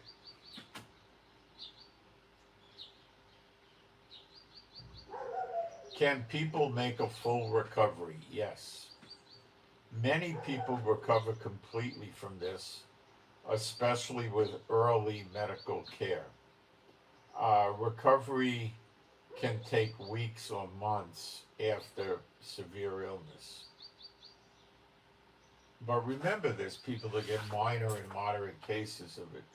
What would stop it if you thought you were being exposed? I would say stopping dust would be any of these masks would do it, and making sure you wash, you don't, you know, your hands don't touch stuff and then rub your eyes, your ears, your mouth, your nose, none of that. Fever develops after rodent exposure. Shortness of breath appears. Symptoms rapidly worsen over a few days. CDC Hantavirus statistics and treatment. The EU ministers, okay, they don't really give you a certain antibiotic and you get better. What they do is they give you support. Your temperature goes up, here, take some Tylenol, or they'll give you a cold sponge bath. Stuff like that. You're nauseous, you're weak, you don't want to eat, IV fluids, right?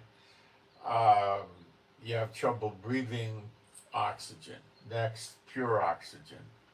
That doesn't work, then they could try, more serious, putting you on a ventilator.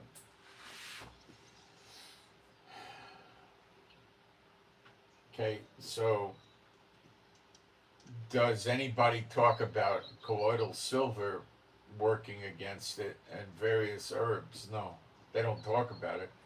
That doesn't mean it won't work, or I don't know if it would work or not, but it needs to be looked at, I suppose.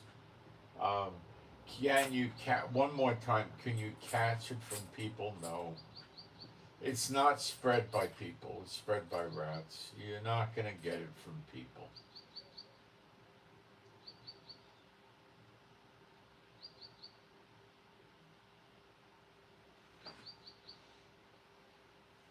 See, people sneeze, the stuff comes out of the nose and the mouth, right? That would carry COVID. That went that way, but this stuff's not that way. It doesn't. It doesn't infect the person. It's not. It's the rat. It's got to come from the rat poop or the pee. So an infected person may not even be able to spread it through their poop and pee. But if it did spread, it would probably spread through their poop and pee, being on dust, getting into the respiratory tract of a person. Now with the kidney, maybe it gets in the liquids or something. I don't know. It's a pretty bad one. I don't think COVID went up to 40% fatality. I don't think it was that high. So this is a bad one. But it doesn't spread like COVID. But they have no inoculation or injection against it. They have no. I don't know what they're going to do.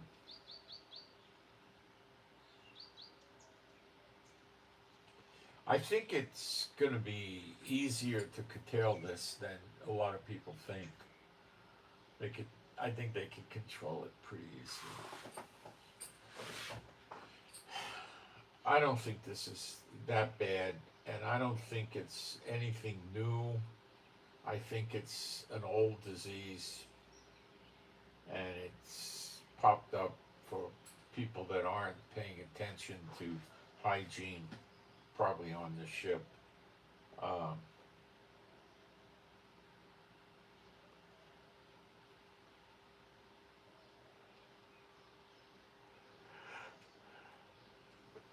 one of the hardest things for the medical doctors to get rid of is upper respiratory tract infections, coughs. That's one of the hardest things because they can't get their drugs in there very easily. You've got to breathe in what you're trying to get rid of, you know. Um, there's what was that name of that? Hemingway. There's a thing, it's been not that easy to find it on the internet in the last few years, but for many, many years it was easy to find. It was called the Hemingway Cure. Okay? Ernest Hemingway was an author that I think was in Cuba before Castro, and he wrote books, and I don't know, people thought he wrote one, The Old Man in the Sea, and they thought it was just the end of the end of all ends. Oh, it's such a great book. I never read it.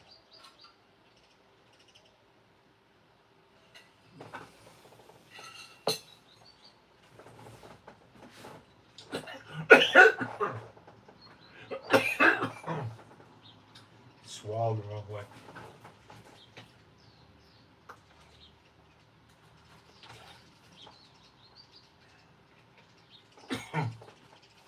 Hemingway was a drunk and a fisherman. He was down there writing books during World War II. And he convinced either the Navy or the Coast Guard to give him some sort of a heavy gun for his fishing boat. I don't know if it was like a 50 cal or a 3-inch artillery piece or something, but he had I think it was an artillery piece of some sort. He had a heavy gun and he was looking for, Nazi and Japanese submarines coming around in World War II, something to that effect.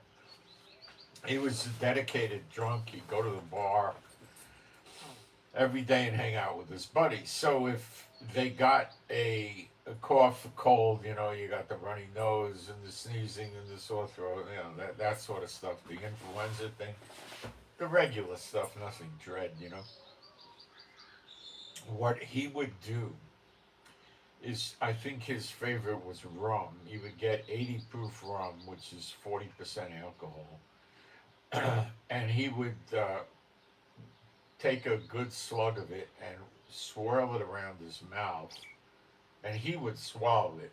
I would say spit it out. And then you do deep inhalation.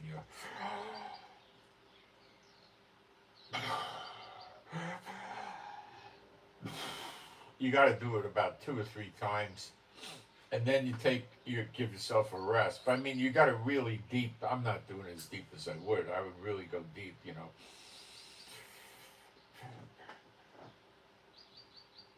and hold it a few seconds, and then exhale it slowly, and do it at least 2 times, and then get another slug of vodka or rum or scotch or any of that stuff, and put it in there and swirl it around and spit it out. I'd spit it out. I don't have any interest in getting intoxicated. And then do the inhalation, and it gets the alcohol into your lungs. And these little critters that get you sick and make you cough and run your nose, when you give them a nice dose of alcohol fumes, they die. They go, dead. They don't have any resistance to alcohol. Their membranes are so bad, I think the alcohol rots their membranes and all their, stuff empties out, and they're nothing anymore. They're goners, right? So I would do it, what I learned on myself, I did it like one day once. I would do it, if I was really bad, I would wait 5 or 6 hours and do it a second day. I would do it a second time that day, and then maybe the next day I would do it once, or do the inhalation twice, and then quit. If you do it too much, you irritate your lungs, and then what happens is you get yourself to cough, and you think you're still sick, and you're not. You just irritated yourself with the alcohol. So you don't want to do too much. Too much is no good. It does do a pretty good job of this. It does do a, my experiences anecdotally from me, not being a doctor or a healthcare professional or nothing. This is an old wives' tale that I pursued, and it worked for me. That was, they call it the Hemingway cure. But Hemingway would do it and drink the rum and get drunk. But you could pursue that. Um, would it work on Hantavirus? I have no idea. What do I think as a non-doctor layman? They probably. Would colloidal silver work on it? Probably. I don't know. With other herbs and stuff, I guess. I don't know. I don't know. You'd have to see what people are doing in alternative healthcare world. But a lot of alternative healthcare remedies do work on viruses, but the antibiotics don't work on viruses. They work on bacterial stuff. So they probably do give victims of hantavirus antibiotics to stop secondary infections. I imagine they probably do that. But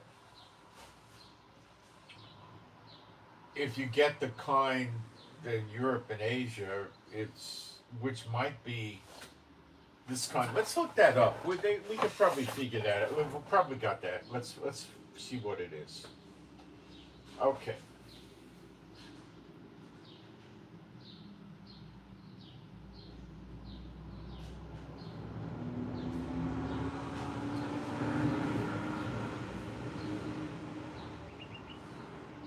Wait a minute. I got some kind of type problem here. HANT.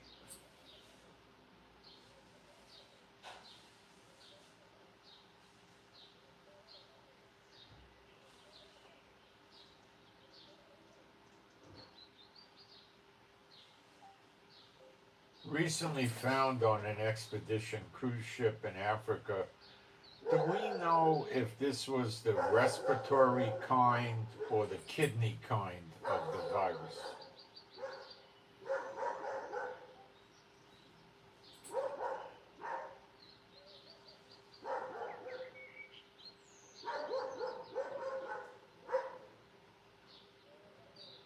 Okay, this is the respiratory kind, the bad one. Uh,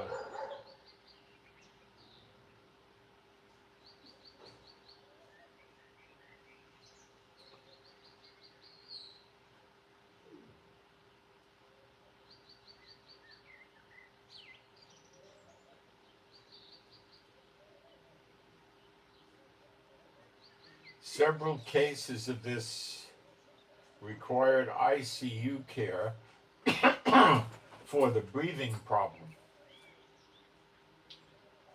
The WHO confirmed the infections were Andes virus. What the heck? Andes virus is associated with the lung syndrome common in the Americas, not the classic kidney hemorrhagic fever seen more often in Europe and Asia. Oh, the kidney kind is usually called hemorrhagic fever. That causes bleeding. The respiratory kind is okay.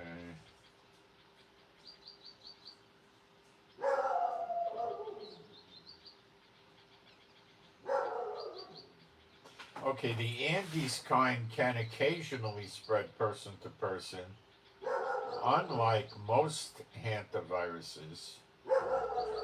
That's one reason authorities reacted strongly to the cruise outbreak.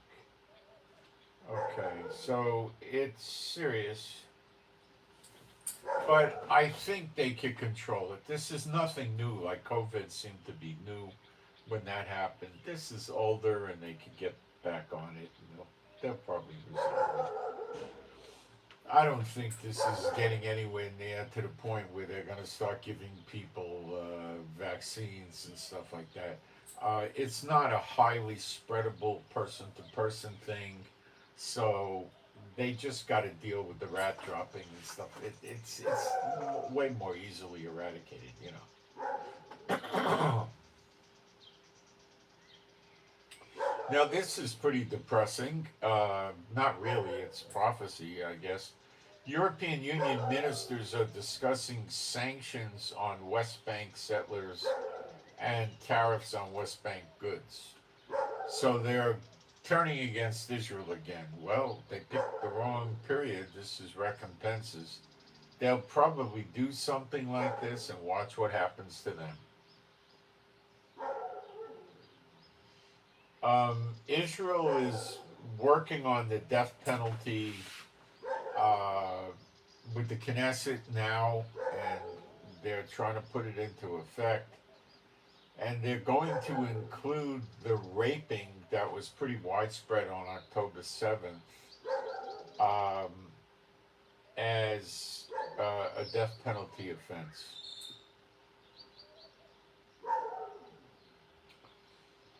The proposal creates a special military court in Jerusalem with trials grouped by attack sites and defendants mostly appearing by video. So the defendants are going to be in a jail cell on Zoom.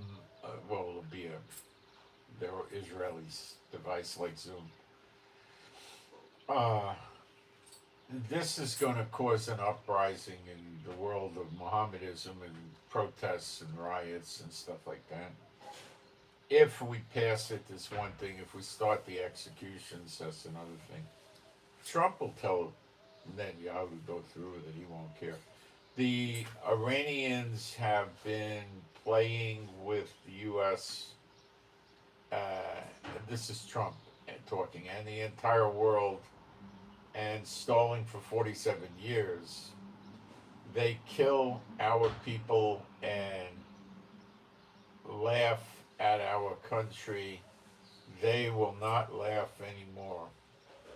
Now, prophecy's going to be fulfilled. Elam's going to be no more, and they get scattered into every country, and the sword follows them, and they get cut off. That's in Jeremiah 49, starting in verse 34 to the end of the chapter. It's there. It's called Elam. That's it. It could maybe include Iraq, maybe not. Maybe include a piece of Syria, maybe not. It could include Kuwait, Bahrain, Qatar, UAE, and Oman, because that would be Elam. If it includes Iraq and parts of Syria, it would be that. Because these countries, Kuwait, Bahrain, Qatar, UAE, and Oman, are not Bible-named countries. So it would be Elam. But we don't know, because Elam's changed over the centuries due to military conquest. Sometimes it included Iraq and a piece of Syria or something, and then sometimes not. So we don't really know for sure if it's going to include Iraq or a piece of Syria, but we're rather certain that it will include Iran. Because Elam is southwest Iran, so it's Iran.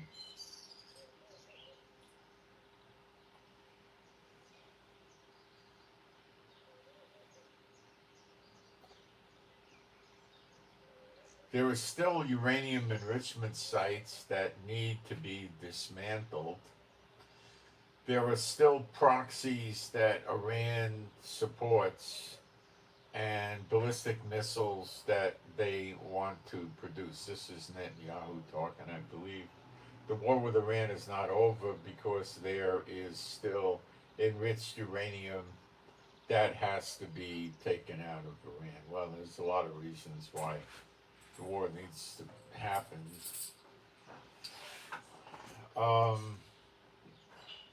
I wouldn't put a lot of stock in that being a big reason.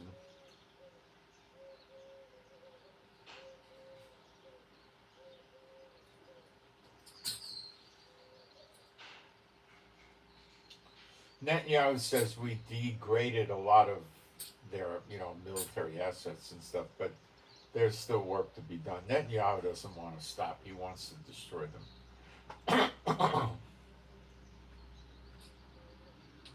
Spokesperson for the Iranian army: if the enemy attacks Iran again, they will be surprised by new weapons, war war methods. So they're probably going to become more like Attila the Hun, and battlefields. So they basically are giving us vague threats.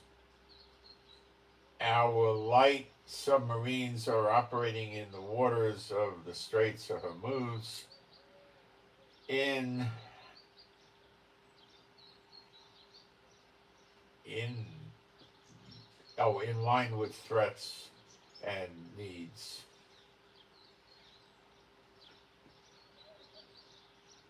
Air France. Well, Macron doesn't like us, so Air France, he has tremendous influence over them, obviously.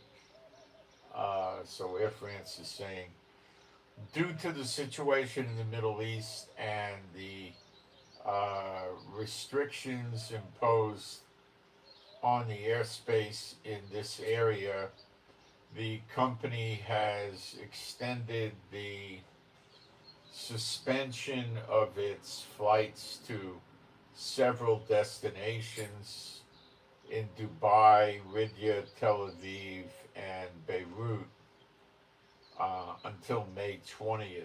So that's not far away, really. Air France is a pretty good airline, by the way. It is a pretty good one, really. Yeah. Yeah. I don't know if it still applies, but some years ago they still had the rule with the stewardesses where they had a very serious weight limit for them, and they had to be single, unmarried, and young under a certain age. So the stewardesses used to look like, models or movie stars or something. And I don't know if they still keep that up anymore, but that went on for a while when many other airlines had gotten rid of that practice. They were no longer doing that. Way back when, you had to be a nurse to become a stewardess. I think we're going back for that into the 1930s, where they were hiring nurses as they wanted an RN that was a young, single, unmarried woman that wanted to travel, and they would hire them. There was a lot of fear about flying back then, and they weren't using jets. They didn't have them, so the flights were way slower, you know. And they used a lot of for a lot of international flights. They were using um, jets that were on pontoons, so the jet would be able to land in the ocean. So they didn't really build much of a airport. They would find a harbor where the water was rather gentle, because the harbor comes out and they could lay rocks and stuff to make it even calmer. And the plane would land in that harbor area on the water on their pontoons. The pilots were good at that. And then they would use the engines very gently to taxi up to a pier in the water. It would come out, a few hundred feet from the beach or the land, probably, maybe 300-400 feet. So the plane didn't have to get that close to the land. Or maybe it was 100 feet, because with the pontoons, the plane wasn't going down in the water that much. And the planes were not that large then. They were holding maybe, 60 people or 40 even, well, not that big. They had 4 engines, so they were telling the people, well, you got 4 propellers, so, the plane could fly on 1 engine. So if all 3 failed, you could still manage. And then these were flights Pan Am was doing, and some other airlines. They were going to Hawaii, they were going to Asia, they were going across oceans, going to Europe. So the people felt better about it because if the plane had a touchdown in the ocean, of course they could radio their position before they landed in the water, and they could stay afloat for, if the water wasn't rough, they could stay afloat for days, I imagine. You know, if there was 30-foot waves, I don't know how it would react to the plane. The plane was rather elevated up from the pontoon, so most of the waves would be, uh, if it was 20 feet or less, it depends on which ocean, what time of year, but they might have been able to survive for quite a few hours, and then another plane would come, or they would dispatch a ship over to them, or they would get somebody over to them. They followed routes that would be, you know, easy to get help, you know. So people were comfortable with that because you had four engines and you had the ability to land on the water. And they probably had a set of wheels they could drop if they had to land on ground, or maybe they didn't. I don't know. Uh, I don't know if they did or they didn't. I don't know. But people were comfortable, and they liked the idea that the stewardess was a nurse, so she would be, in reality, adequately trained for a reasonably deep degree of emergency first aid. That this was real. Okay, she would know. They probably trained her. She would know how to make an emergency sling, how to do a tourniquet, how to stop bleeding, you know, things like this. And they would stop on these big flights. They would stop someplace, and the people would get off the plane and go to a hotel. Then they got the bright idea of running these flights with sleeping cubicles in the plane, just like a berth in a train. They had a lower berth, which was the size of a very small bed. Like it was about like what sailors on a ship had, except they had way more headroom. And it had a curtain you could pull closed, and they would go in there and lay on the bed and change into their sleeping attire.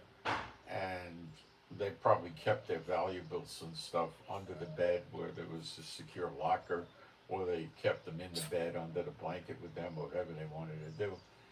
And then they had an upper berth, so you climbed up a few steps on the ladder and they slept there.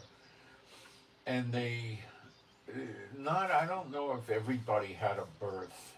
Some of them didn't pay extra for the berth, so they would have a reclining seat. But back then, the reclining chairs were pretty comfortable, and they weren't small like they did today.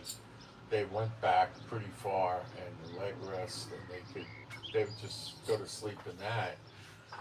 And they served meals. I don't think they had it as sophisticated as they do today, but they served meals, and they had a bar. And usually, if it was a small, they had one or two stewardesses. They didn't have any planes with 300 people. It was interesting how they started with that. You know, Pan Am was a great airline, but it went out of business. It was too good to the people. That's what their problem was. And then Delta took them over. And when Delta took them over, they had a lot of trouble with the Pan Am people that hired into Delta, because Delta was not real fond of customer service like Pan Am was. And that was a problem.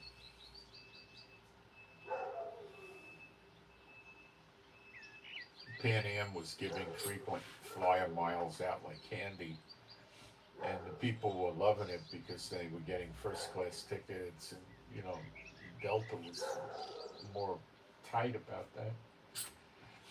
And Delta's still in business today, and Pan Am's not.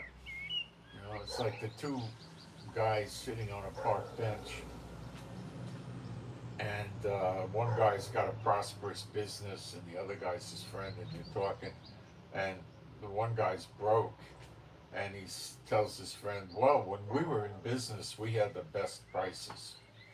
Yeah, he kept his prices too low. He went out of business. You know, you had to, you got to be careful. You're always going to get more sales with low prices when you're selling commodity items that some industry or some group of customers need all the time. Like I spent some years in what was called food service disposables, where we were selling paper products related to food. Okay, like deli paper that they would wrap sandwiches in, paper plates like Chinette, Royal Chinette, and the Fonda ones that were, you know, the good paper plates, also the cheap ones, also the ones made out of plastic, and foam like golf, and you know, stuff like that. And we sold paper bags. We sold toilet paper because the restaurants always needed toilet paper. So we used to buy culls. A cull is rolls of toilet paper that came out bad. So if there's supposed to be this much toilet paper on the roll, sometimes it comes out like this or like this or like this. So those are things instead of throwing away, they would sell them to hotels and restaurants who would use them anyway. If you check into your hotel room and you don't see a full roll of toilet paper, you see a half roll, yeah, so it was used, you know. Uh, but it may never have been used. It was a cull, and it just was half of it. So we used to sell that. We used to sell cleaning stuff. I was working for what was called a master distributor, so we sold to distributors. So we didn't manufacture. We got massive quantities from distributors. I had a 50 something thousand square foot warehouse that I ran. I had a railroad spur, and I had a small fleet of trucks, 3 tractor trailers, and I think I had a small truck, and forklifts and warehousemen. We had a big thing going. You know, it was a big operation. I was running it. I had a sales force. I had order takers. You know, it was very industrial. My office was rather dumpy. You know, it was a nothing with nothing office. I was working in a warehouse. You know, we started at 8:30 or 8. When did we start? Maybe 8. I know we ended at 4:30. We didn't stay open late. Uh, we took the holidays off, and I had 3 unions in my place. 3 Teamster unions. I had the truck drivers, the warehouse workers, and the clerks, all Teamsters unions. Oh, was that a headache? Let me tell you. They run around telling you they work for the union, they don't work for you. Oh, it's a massive headache. I'll be right back.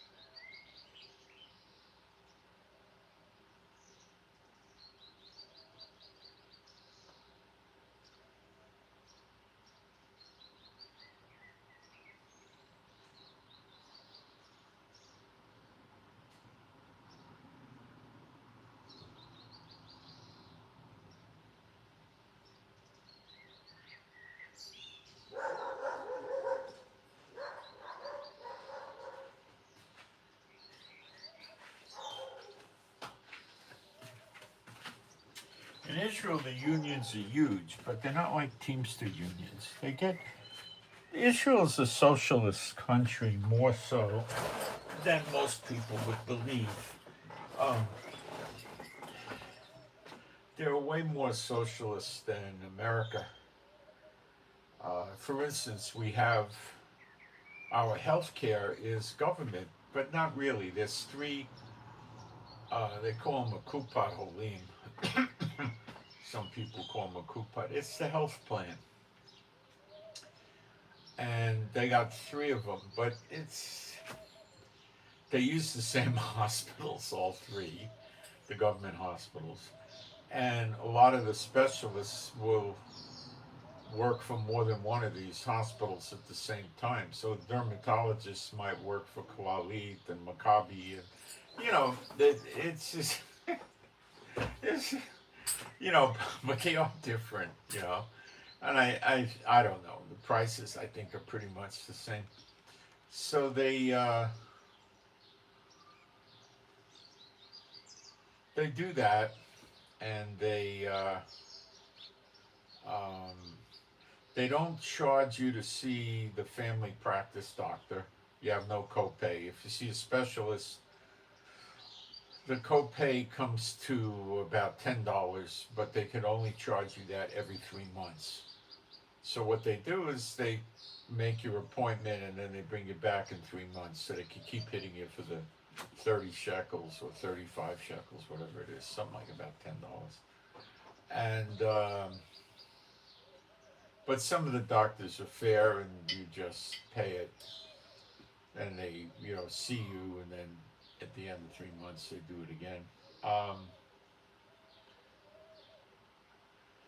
And that's only for a specialist.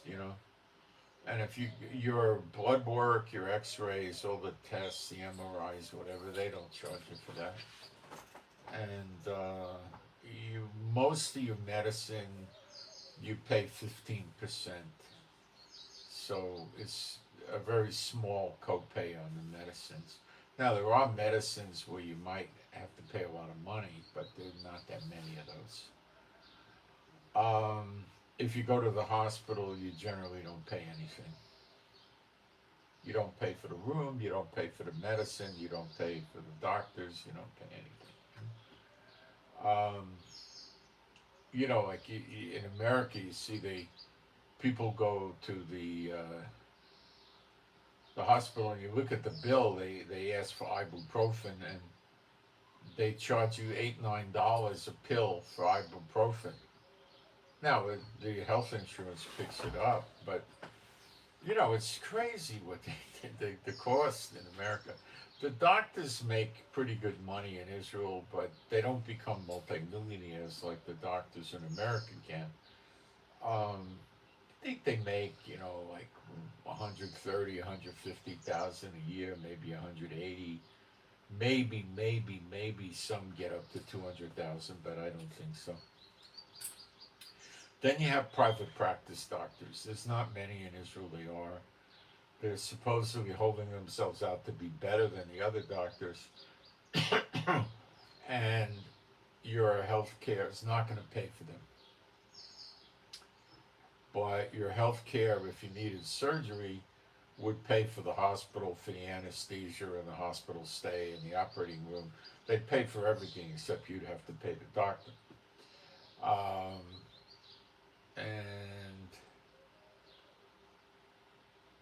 And then they got private hospitals that you got to pay for. And then they got other kinds of health insurance that goes with your regular health insurance, and then they added on extra fees.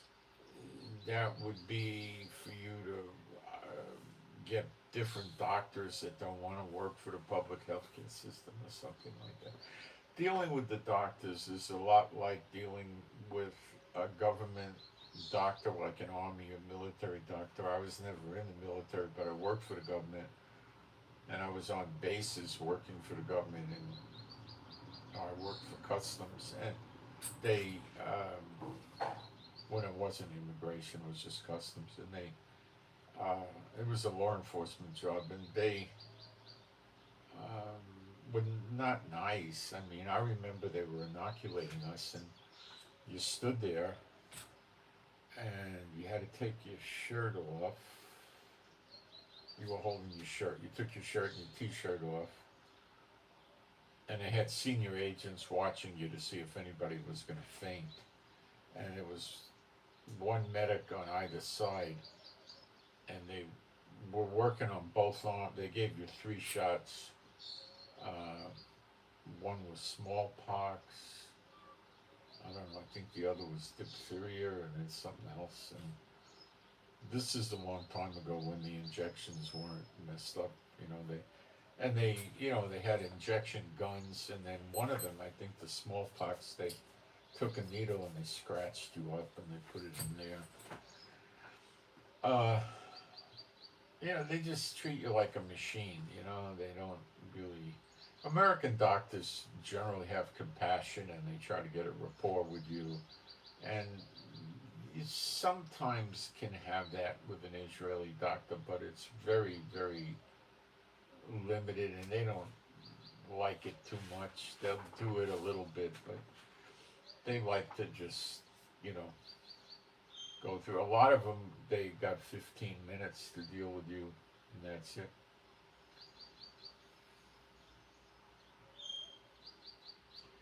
The ophthalmologist here, all the times I went to him, I think they stink. The guy, they usually put drops in your eyes every few months, the eye doctor, so they could look in your eye deep and see stuff. And they don't ever do that in Israel. The eye doctors would tell me in America, no, I gotta do this, or I can't see really what's going on in your eye. I don't mind doing it every 6 months or something like that, but I got to do it. And the ones in Israel don't bother with it at all. And those are the drops when you finish. They give you glasses, dark glasses to put over your eyes when you drive home, because the glare gets you so bad and your vision is kind of botched up for usually a few hours. They have drops that are supposed to reverse it, that I've tried, and the doctor tells you, well, I'll give you the reversal drops, but they don't work that great. They work a little, but it's all, so I don't think that they're that good. The regular doctors, what they like to do here is just test you. They'll run you with blood tests that would cost probably $2,000-3,000 in America. I mean, I let them do it once. I wouldn't do it anymore. They took so much blood. The phlebotomist took a whole thing of blood out, then had to take another thing of blood out. Like, Boris Karloff, playing Dracula or something. And they want urine tests, stool tests. They drive you crazy. Then they start fighting with you. They want you to start taking. They want you to take a flu vaccine, a pneumonia vaccine. They probably want you to take a vaccine for vaccines, or I don't know what. No, I don't want to. So one doctor couldn't convince me of it, so she had another doctor call me, and he says, "Why won't you take it?" I said, "Because I don't think they're safe." And he hangs up on me. I don't care. I really don't care. What you can do is you could sit there and just say, I really appreciate your efforts to help me as you see it, but I intend to go through life with no vaccines and as little medication as I could possibly manage, and no surgery unless it's really, really, really necessary. And they don't like hearing that. And then they say you have something they call white coat syndrome, which I'm proud to say I have. That they have my file marked that way, I believe. As if I care, Yeah, I don't care. So, I don't think that the system is that good. I've spoken to people that have similar systems in Canada and the UK, and they say pretty much the same thing. Um, I hear that Japan has a good system. I don't know, but I hear it's good. There must be other countries that probably have good systems. Israel is not a good system. It's not a bad system. It's sort of in the middle, you know. Um, they use old drugs that are cheaper, and that's not good. You know, now if we get rid of this Netanyahu, who I refer to as the curse of Israel, and we get Bennett, now Bennett's another spot, and it's not going to be anything really great, but Bennett will put more money into the healthcare system. See, Bennett will try to get elected based on what? This is what he goes after: cheap housing in the amount of, you know, 400,000 or 500,000 cheap apartments, right? What would that do? Well, it'll bring down the rents in Israel like whoop. You know, we're only 10 million people. That's total with the Arabs and everything, right? And it'll bring down the housing prices and all sorts of stuff will drop, right? Um, and he wants to rebuild hospitals and build new ones, 7. What would that do? When you go to the hospital, you're not going to have a big wait, okay? And right now they put the people in rooms that are 3 in a room. America's usually 2 in a room. There's a difference, you know. But as the case may be, that's what they do. They stick you in the room, and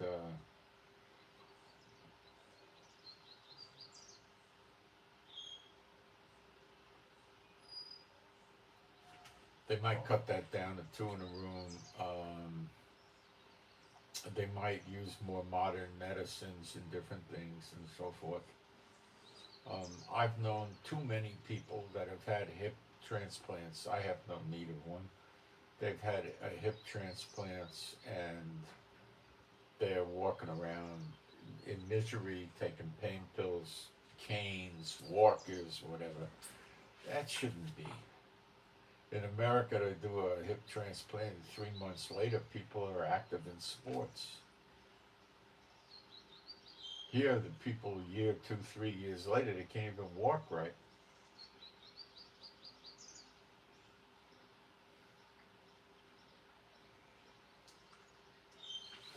Let's see what people did before they had hip transplants. Let's see what that. I don't even know what they probably did nothing. Gave them a cane. Let's see. What did the doctors do for people that broke a hip 50 years ago when there were no hip transplant surgeries?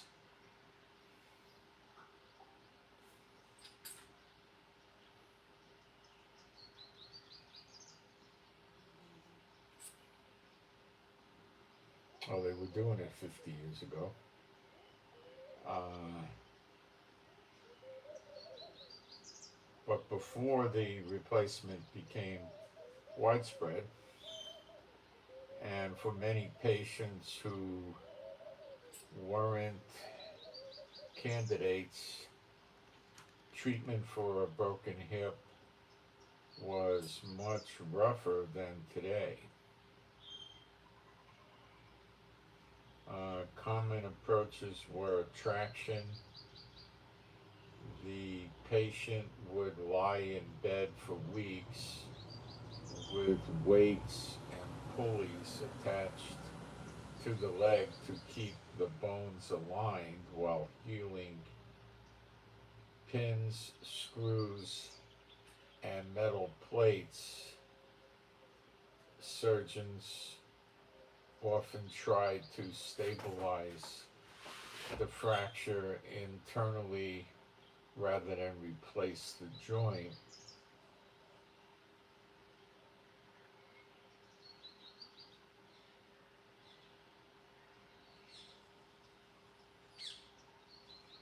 And before that, they used to replace part of the hip. But okay, let's see. Let's take this back. Let's go back 100 years. What were the doctors doing to treat people who broke their hip?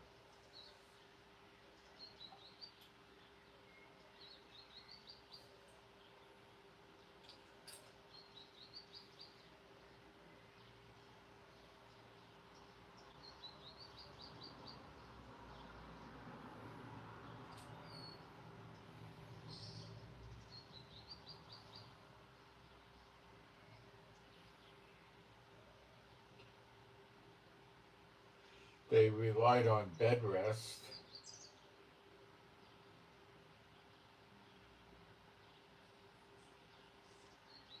while the bones attempted to heal.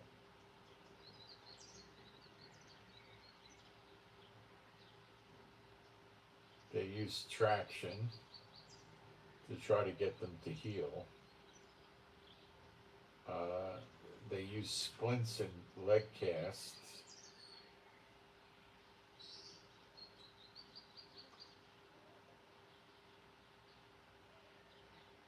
And even then, they were using surgery with metal pins and nails.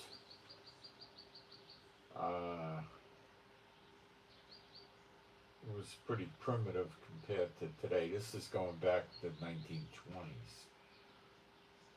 Pain treatment was more limited. They used morphine, aspirin, alcohol, or sedatives.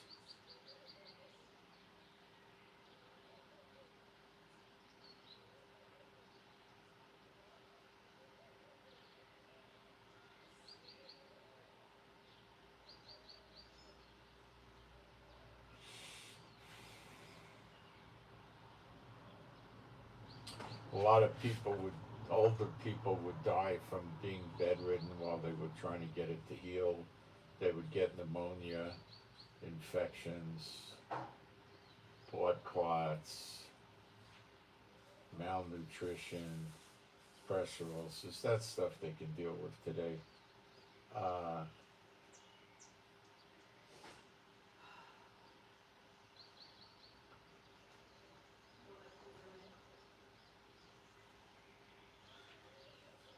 Recovery was pretty poor.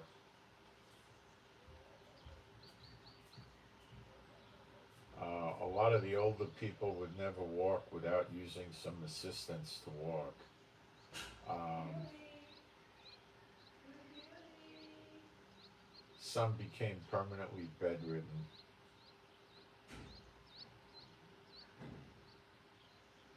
Younger people had a better chance because their bones healed more effectively and they tolerated long immobilization better. So actually it was a pretty rough thing if you had that.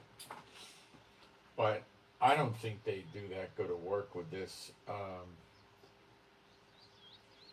I think there probably are good orthopedic surgeons in Israel, but go find one. You're allowed to get any doctor you want in Israel on the healthcare plans if they're in the healthcare plans.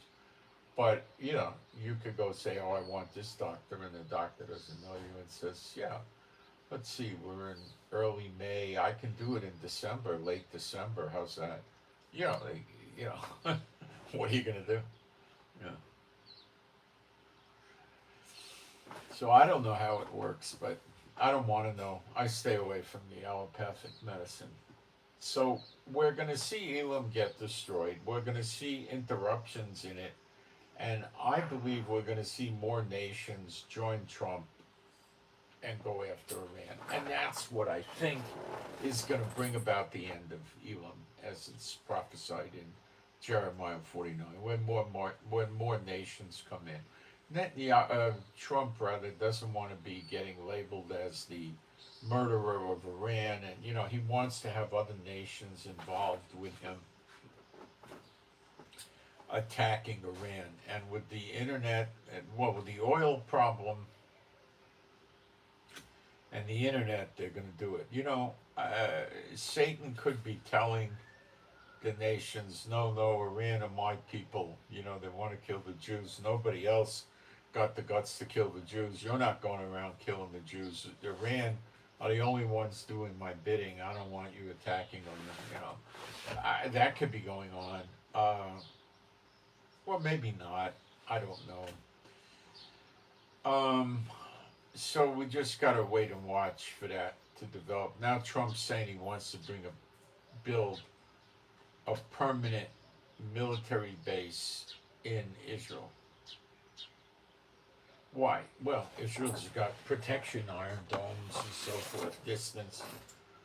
Okay, so there's a scripture where it says that America, the daughter of Babylon, will be doing evil in our sight. So that means they're in Israel. So Trump in Israel with a base. There you go. Now we're going to think and look at this and say, oh, we got another 3 years to go. You don't know. Okay, Syria went in 11 days. Syria changed completely, fell apart. As a result, we destroyed all their military bases and probably 80-90% of the weapons. So the new guy inherited very little of anything useful. We got their tanks, their planes, their airport. We got everything, right? The missiles. 11 days. If we would have looked at that, we would say, well, it would take 9 months to 15 months to get rid of Syria. Went in 11 days. So don't think that you don't know. You don't know. And the Lord's not going on, well, He's not saying I better do this in a way that the nations would think it would be done in their time frame. No, he's going to do it as he sees fit. So you don't know. It could happen in 11 days. The whole world could be upside down in 24 hours or less. You don't know. You don't know. Right now, it looks like he's going slow but steady, giving the nations a chance to wake up, repent. They're not. And we know they're not. Very few will. Maybe some will, I don't know. But don't think you know what his time frame is going to be from looking back historically. You don't know, and it doesn't mean it's going to happen in that same time frame. It doesn't mean that at all. And don't think it does, because it doesn't. Okay? It's not it. So you just gotta, watch and wait. And if you're not watching, several times Yeshua said, watch. And he said, lift up your head. Look, your redemption draweth nigh. Now the Perry Stone and them are saying, oh, the UFO thing, they're gonna project an image of Yeshua in the clouds and say it's some kind of UFO technology. Yeah, that ain't ever gonna happen, Perry. You're a tear and you go out first. So, the Perry Stone and that group are there to play to the people that think, well, they know the UFO thing's not real. And they're gonna go there, and then Perry's telling them, well, they're going to make believe they got the technology from UFOs, but it's really their technology. Yeah, but the problem is that he does really appear in the clouds, and that time is upon us, basically. So he's trying to cover that up, and it's just nonsense. They're trying to kick against God, and God laughs at them. Why do the heathen imagine a vain thing? See, that's the scripture for them. And they behave like children. Trump acts like a child, a jealous little child. Netanyahu acts like a child. They all act like big children. They act like children. They're very immature. And they're very, very stupid, the top dogs, and their governments are a mess.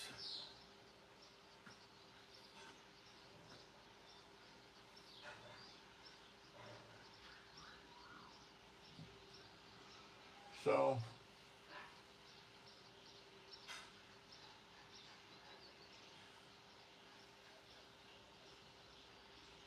you watch Israel because that's your prophetic time clock. Now, there's another time clock when the daughter of Babylon gets it. That's going to be indicating to me, anyway, that we're coming to the appearing of the Son and the Son of Man in the clouds. But that's going to get closer and closer. And I don't believe the daughter of Babylon is going to get it until after Iran gets it.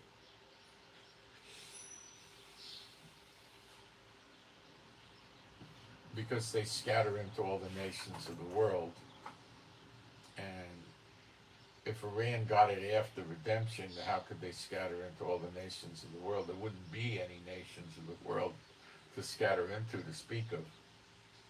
It wouldn't make sense. It doesn't make sense.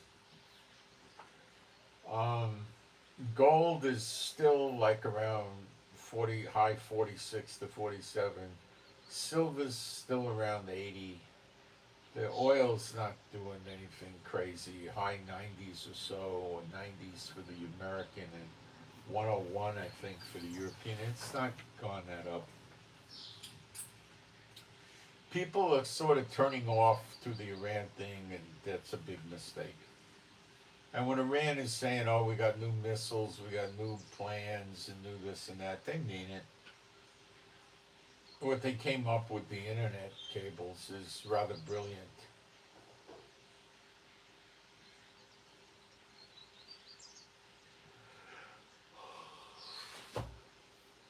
That's certainly going to get people mad at them. All right, I'll get a prayer out for us. My Heavenly Father, Jehovah, B'Shem Yeshua HaMashiach, I pray for me and my wife and all the true believers and our households. I pray that we would have your strength, stamina, and endurance, and we would have your healing and recuperative power flowing through us. And we would, and our animals and pets would be safe, secure, and happy, healthy, and whole. And I pray for the peace of Jerusalem, and I pray that if any of us need work, we get it, we find it, good jobs. And if any of us need clients or customers, we find good clients and customers. And I pray we all know the scriptures better, and I pray I can make better videos.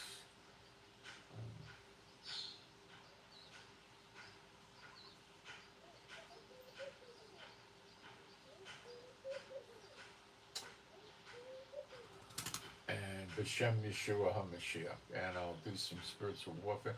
Oh, I want to get in a prayer out. WH, Whiskey Hotel, WH, Whiskey Hotel. My Heavenly Father, I pray for Whiskey Hotel, for peace, joy, calm, rest, relief of pain, and healing for WH. I pray to you, I submit this prayer to you, my Heavenly Father, B'Shem Yeshua HaMashiach, and you guys can agree with that, and agree with the other prayer I just did, if you're a true believer. Now we'll do some spiritual warfare, including the families of the believers. So my Heavenly Father, I pray for me and my wife, and all the true believers and their families and households. If any one of these people has an unclean spirit in them, I command these unclean spirits to depart from these people, never to return again. B'Shem Yeshua HaMashiach, and you can agree with that. That's some people's families. People are gone, they're got demons. Okay, then I send my shalom to all those who love Yeshua HaMashiach, and I'm out, and I hope you got something out of this, and we'll keep updating you, but don't think it's over. I think the worst is yet to come with Iran. I'm out.